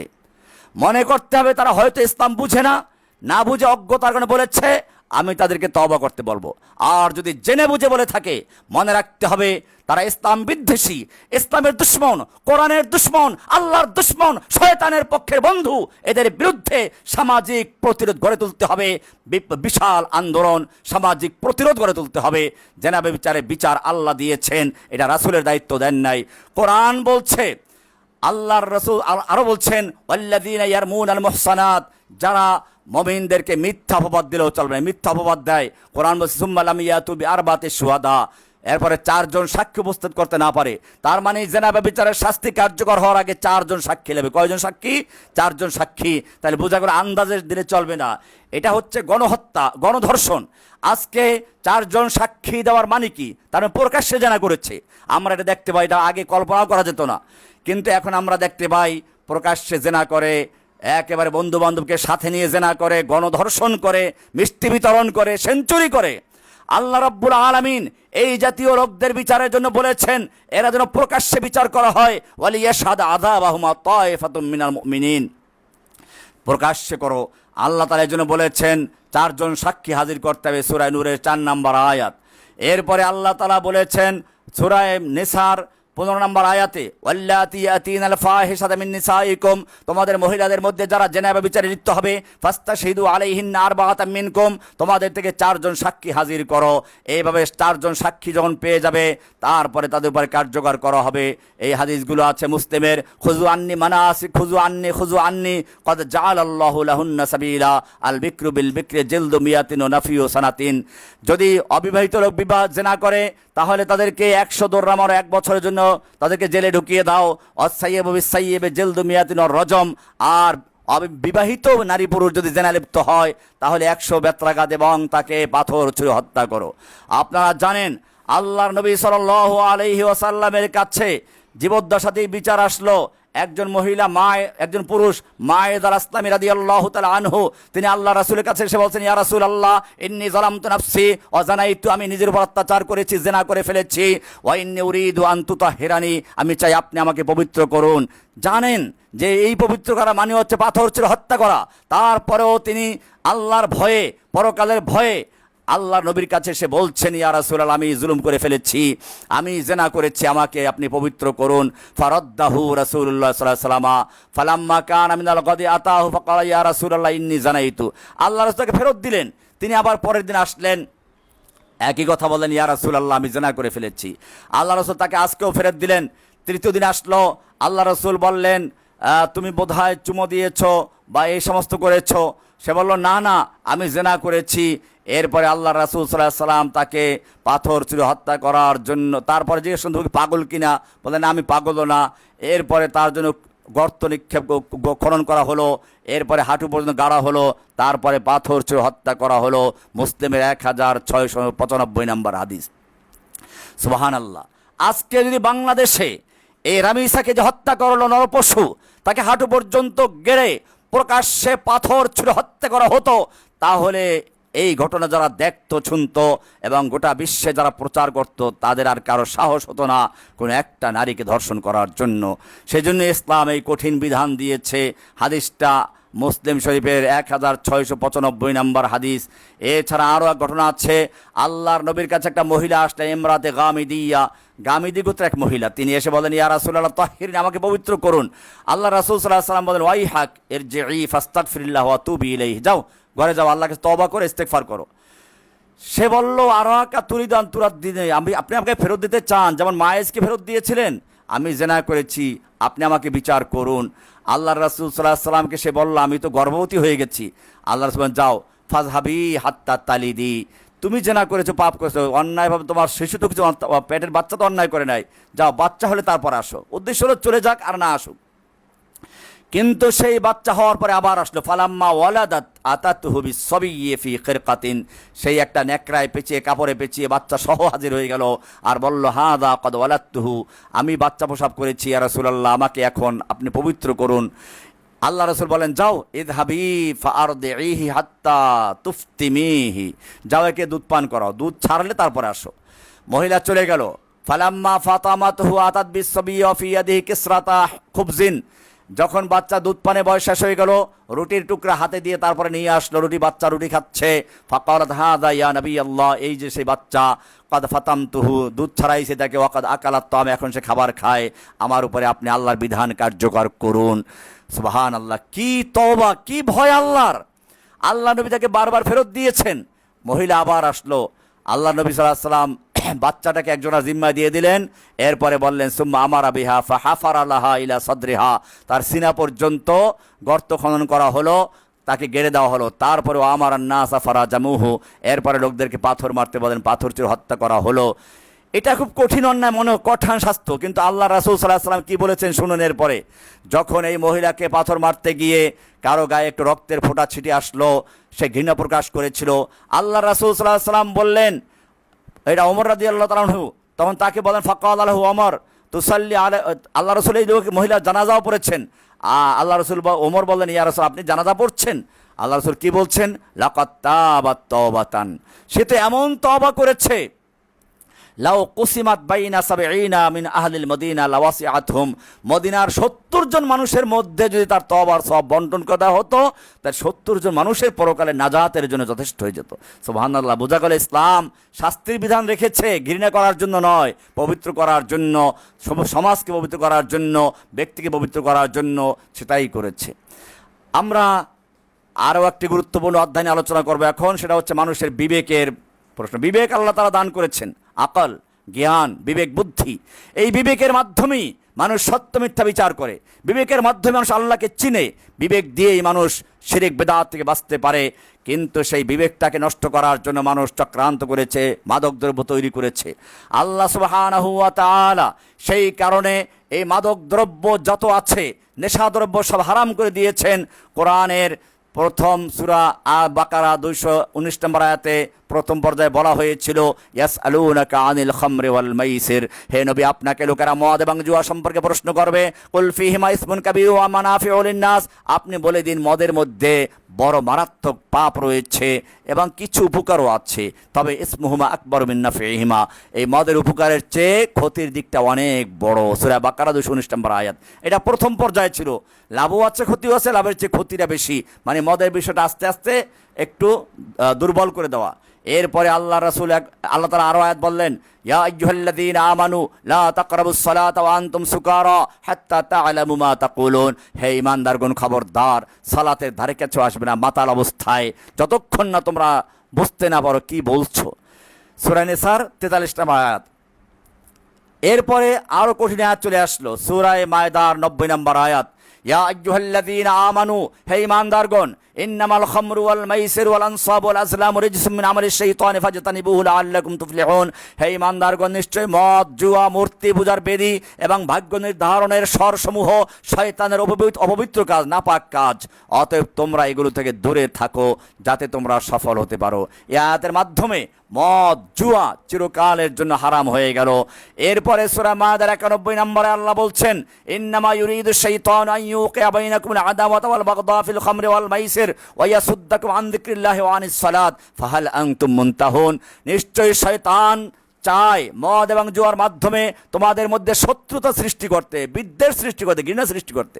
সুবহানাল্লাহ। সমাজে আজকে যে এই যে শত্রুতা, ঘৃণা, বিদ্বেষ, এর একটা বড় অংশ মদের কারণে, মাদকের কারণে। এরপর আল্লাহ বলছেন, আর তোমাদেরকে আল্লাহর স্মরণ, আল্লাহর জিকির থেকে এবং সালাত থেকে বিরত রাখতে চায়। আমরা লক্ষ্য করছি মদ জুয়ার মাধ্যমে যারা এটা লিপ্ত হয় তারা সালাতের ধারে কাছেও যায় না, তারা আল্লাহর জিকিরকে ধারে কাছেও যায় না। আল্লাহ কত সুন্দর করে বলেছেন। এমনিভাবে আল্লাহ সুবহানাহু ওয়া তাআলা এই মদ জুয়া সম্পর্কেও সাবধান করেছেন। এরপরেও যাদের কানে আল্লাহর এই সাবধানবাণী যায় না, আল্লাহ তাদের জন্য মদ জুয়ার বিরুদ্ধে বিচার ব্যবস্থা রেখেছেন। আল্লাহ রাসূল সাল্লাল্লাহু আলাইহি ওয়াসাল্লাম বলেছেন, মদের জন্য শাস্তি আছে, এদের জন্য হদ আছে। আল্লাহ নবী নিজেও হদ লাগিয়েছেন। এইখানেও বললাম, এখানেও শরীয়ত চেষ্টা করেছে অ্যান্টিবায়োটিক দেওয়ার জন্য, মলম দেওয়ার জন্য, তাদেরকে বোঝানোর জন্য, কিন্তু তারপরও যাদের কাজ হয় নাই, এবারে তাদের জন্য শাস্তি। হাদিসে আসছে, আন্নান নবী সাল্লাল্লাহু আলাইহি ওয়াসাল্লাম উতিয়া বিরাজুলিন কাদ শারিবাল খামর জালাদাহু বিজারিদাতাইন নাহবা 40, আল্লাহ নবীর কাছে একজন মদ পানকারীকে আনা হলো এবং তাকে খেজুরের 2টা ডাল দিয়ে 40টার মতো বাড়ি দেওয়া হলো। বুখারীর 6773, মুসলিমের 1706 নম্বর হাদিস। এমনিভাবে আরও অনেকগুলো হাদিস আছে, মদ পানকারীর জন্য হদ আছে, নির্ধারিত সীমানা আছে, এই শাস্তির ব্যবস্থা করেছেন। ওমর রাদিয়াল্লাহু তাআলা আনহুর সময় হদ লাগিয়েছেন। এরকমভাবে ইসলামী খেলাফতের যুগেও হদ লাগানো হয়েছে। তাহলে আমরা দেখলাম মানুষের বিবেককে ঠিক রাখার জন্য মদকে আল্লাহ হারাম করেছেন। মদ হারাম করলেন কেন? মানুষের বিবেক, বুদ্ধি, মানুষের আকল, জ্ঞান ঠিক রাখার জন্য। এরপরে আর একটা গুরুত্বপূর্ণ অধ্যায়, তা হচ্ছে মানুষের সম্মান, মর্যাদা। মানুষকে আল্লাহ সম্মান দিয়েছেন। সূরা বনী ইসরাঈল 70 নম্বর আল্লাহ বলছেন, ওয়ালাকাদ কাররামনা বনী আদম, আমি বনী আদমকে সম্মানিত করেছি। এই বনী আদমকে নিয়ে তুচ্ছতাচ্ছিল্য করা যাবে না, তিরস্কার করা যাবে না, উপহাস করা যাবে না। কোরআনের সূরা হুজুরাত 11 নম্বর আয়াত আল্লাহ তাআলা বলছেন, ইয়া আইয়ুহাল্লাযীনা আমানু লা ইয়াসখার কওমুম মিন কওমিন আসা আন ইয়াকুনু খায়রাম মিনহুম ওয়ালা নিসাউম মিন নিসাইন আসা আন ইয়াকুননা খায়রাম মিনহুন্না। সূরা হুজুরাত 11 নম্বর আয়াত। হে ঈমানদারগণ, তোমরা কোন সম্প্রদায় যেন অন্য কোন সম্প্রদায়কে উপহাস না করে। হতে পারে তারা তাদের চেয়ে উত্তম, আর নারীরাও যেন অন্য নারীদের উপহাস না করে, হতে পারে তারা তাদের চেয়ে উত্তম। এমনিভাবে কোরআন বলছে ওয়ালা তালমিজু আনফুসাকুম ওয়ালা তানাবাযু বিল আলকাব, তোমরা একে অপরকে দোষারোপ করো না এবং মন্দ উপাধিতে ডেকো না। একটা মন্দ উপাধি দেওয়া, এই বেটে, এই কাল্লু, এরকম নাম দিয়ে ডাকা যাবে না। এমনিভাবে কোরআনে বলেছে ইয়া আইয়ুহাল্লাযীনা আমানু জতানিবু কাসীরাম মিনাজ যন্নি ইন্না বা'যাজ যন্নি ইসমুন ওয়ালা তাজাসসু ওয়ালা ইয়াগতাব বা'দুকুম বা'দা, হে ঈমানদারগণ, তোমরা অনেক ধারণা থেকে বেঁচে থাকো। মনে হয় এইটা, মনে হয় ওইটা, ওই লোকটা মনে হয় এইটা, মনে হয় খারাপ, এই মনে হয় করা যাবে না, ধারণা করা যাবে না, মন্দ ধারণা করা যাবে না। নিশ্চয়ই কিছু ধারণা পাপ। আল্লাহ বলছেন ইন্না বা'যাজ যন্নি ইসমুন, অনেক ধারণা পাপ, মিথ্যা। এরপর আল্লাহ বলছেন তোমরা কি করো না, গোপন অনুসন্ধান করো না, ওয়ালা তাজাসসু, কারো দোষ খুঁজে বের করতে যেও না, এবং ওয়ালা ইয়াগতাব বা'দুকুম বা'দা, একেবারে গীবাত করো না। এমনিভাবে আল্লাহ তাআলা সামনে বলেছেন আইয়ুহিব্বু আহাদুকুম আন ইয়াকুলা লাহমা আখিহি মাইতান ফাকারিহতুমুহু, তোমরা কি তোমাদের মৃত্যু ভাইয়ের গোশত খেতে চাও, তা তো তোমরা পছন্দ করো। তার মানে গীবাত করা, পিছনে দোষ চর্চা করা, এটা মৃত্যু ভাইয়ের গোশত খাওয়ার সমতুল্য। সূরা হুজুরাতের 12 নম্বর আয়াত।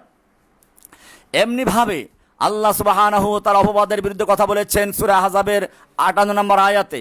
আল্লাহ রাব্বুল আলামিন বলেছেন ইন্নাল্লাযীনা ইয়ারমুনাল মুহসানাতিল গাফিলাতিল মুমিনাতিল লুইনু ফিদ দুনিয়া ওয়াল আখিরা ওয়া লাহুম আযাবুন আযীম, নিশ্চয়ই যারা সতী সাধবী এবং সরল বিশ্বাসী মুমিন নারীদের প্রতি অপবাদ দেয়, মিথ্যা জেনা তহমত লাগায়, ব্যভিচারের তহমত দেয়, তারা দুনিয়া ও আখিরাতে অভিশপ্ত এবং তাদের জন্য রয়েছে মহা বিপদ।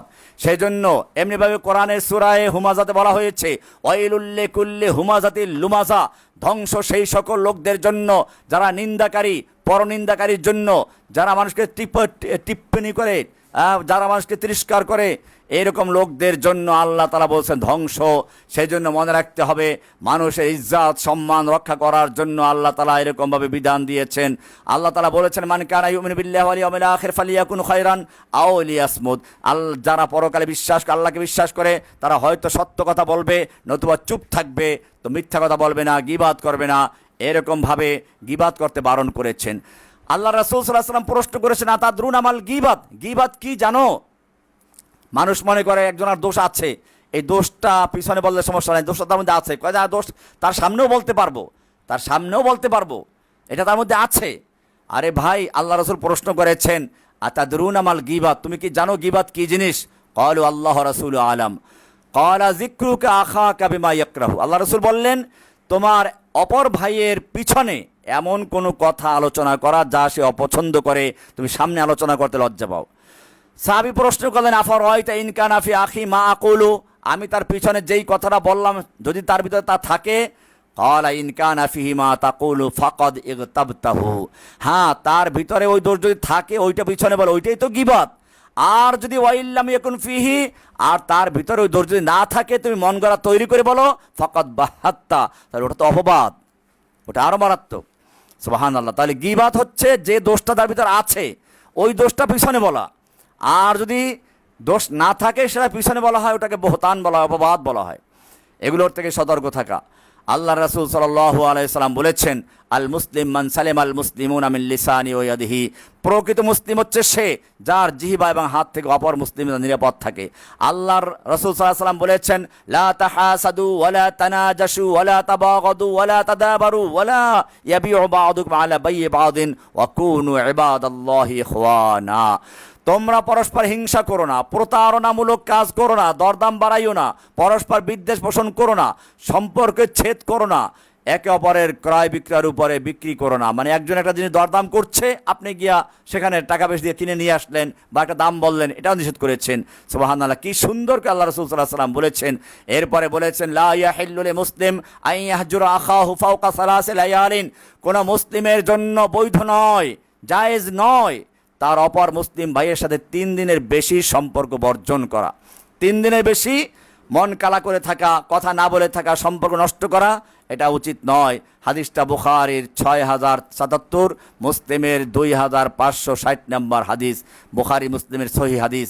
এমনিভাবে আল্লাহ রাসূল বলেছেন লা ইয়াদখুলুল জান্নাতা নাম্মামুন, চগলখোর কখনো জান্নাতে প্রবেশ করবে না। চগলখোর কি জিনিস? মানে একজনের দোষ আরেকজনকে বলা, তারটা আবার প্রথম জনকে বলা, এটা মারাত্মক জিনিস। এটা আমি একটা গল্প আগেও বলেছি, বলতে গেলে আর সময় লাগবে, আমি আজকে আর সেই গল্পের, যে একটা দাসী বিক্রি করতে গেল বাজারে, তো বিক্রেতা বলল, দেখো দাসীর চেহারা সুন্দর, কাজকর্মে ভালো, কিন্তু তার একটা দোষ আছে, চগলখড়ি করে। এটা শুনে অনেকেই ফিরে যায়। এক লোক চিন্তা করলো, আরে দাসী, সে তো কাজকর্ম করবে, তার আর চগলখড়ির কি আছে। কিনে নিয়ে গেল। দাসী দেখতে সুন্দর, পরিষ্কার পরিচ্ছন্ন, কাজকর্মে ভালো। কয়েকদিনের মধ্যেই ঘরের পুরুষ মহিলা সবার মন জয় করে ফেললো। একদিন সে মন ভারী করে মহিলার কাছে গিয়ে বসে পড়লো। মহিলা বলল, ব্যাপার কি, তোমার মনে কষ্ট আছে কোনো, কি ভাবছো? বলে, আচ্ছা দেখুন, আমি আপনার চিন্তা করছি, আপনি যেই আমি তো বললে বিশ্বাস করবেন না, আপনার যেই স্বামী আপনি এত ভালোবাসেন, সেই স্বামী জানেন ওই যে ব্যবসা করে, চাকরি করে দোকানে, ওখানে সে একটা মহিলার সাথে সম্পর্ক করে ফেলেছে, এবং বিষয়টা এত গভীরে গেছে, সে বিয়ে করে ফেলবে, আমি শুনেছি। মহিলা তো একটা আশ্চর্য হয়ে গেছে, হ্যাঁ, এটা কেমন কথা, চিন্তায় পড়ে গেল।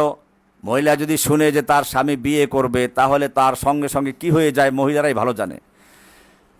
যদিও শরিয়াতে একাধিক বিয়ের অনুমতি দিয়েছে, কিন্তু সেটা অনেক শর্ত সাপেক্ষে। বর্তমানে এটাও আর একটা রোগ ঢুকেছে, মাসনা নাম দিয়েছে, এবং এটার জন্য উৎসাহিত করা হয়।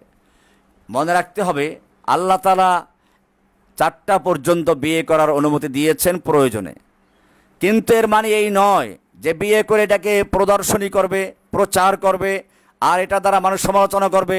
এগুলোর থেকে বেঁচে থাকা প্রয়োজন, এই প্রবণতা থেকে ফিরে থাকা প্রয়োজন। যাই হোক, বলছিলাম আল্লাহ নবী যে ঘটনা বলছিলাম, মহিলা কি করলো, বলল যে আপনার স্বামী একটা বিয়ে করতে যাচ্ছে এবং চূড়ান্ত হয়ে গেছে, আজকে বিয়ে করে ফেলবে। মহিলা খুব চিন্তায় পড়ে গেল। এখন ওই দাসী বলল, না, চিন্তার কোনো কারণ নেই, আমি এক হুজুরকে চিনি, তাবিজ জানে, ওই হুজুরের তাবিজ দিলে তা ফিরে যাবে। কিন্তু তাবিজ লিখতে হবে, বানাইতে হবে কি দিয়ে? তোমার স্বামীর গলার দাড়ি দিয়ে, কাটতে হবে ছুরি দিয়ে। এটা কেমনি করবো? অসুবিধা নেই, আমি দোকানে গিয়ে তাকে পাঠাচ্ছি, আপনি খাবার রেডি করে রাখুন, আসলে দুপুরে খেয়ে পর ঘুমাবে, আপনি ওই ফাঁকে কয়েকটা পশম তো একটা ছুরি দিয়ে কেটে নেবেন। সহজ বিষয়। মহিলাও রাজি হয়ে গেল, যাও দোকানে গিয়ে তোমার কাকাকে পাঠিয়ে দাও। আবার দোকানে গিয়ে সে একই অবস্থা, মুখ ভারী করে কান্না কান্না ভাব বসে আছে। কর্তা জিজ্ঞেস করলো, কারণ কি? জানেন, আপনি তো বিশ্বাস করবেন না, আমার তো এমনি বদনাম আছে। চগলখড় এমনি বানাই বানাই কথা বলে যে, আপনি তো বিশ্বাস করবেন না, আমি তো কইলে মানবেন না।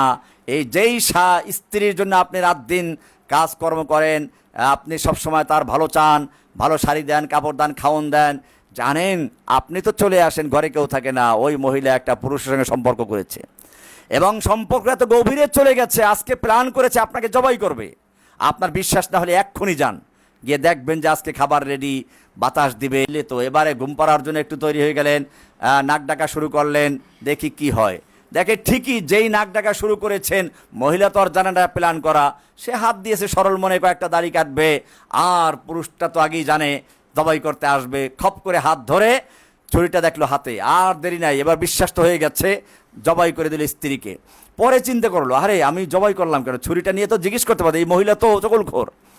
কিন্তু এখন তো আর কিছু নেই, মহিলা চলে গেছে ওই মহিলার বাপের বাড়িতে, দাসীটা চলে গেছে, গিয়ে বলতেছে, দেখো তোমাদের বোনকে জবাই করেছে, ভাইদেরকে খেপিয়ে দিল। তারাও আসলো, এসে দেখলো, আরে ঠিকই তো জবাই করে ছুরি নিয়ে বসে আছে। ওরাও আর দেরি করে নাই, জিজ্ঞেস করা ছাড়াই তাকে জবাই দিয়ে দিল।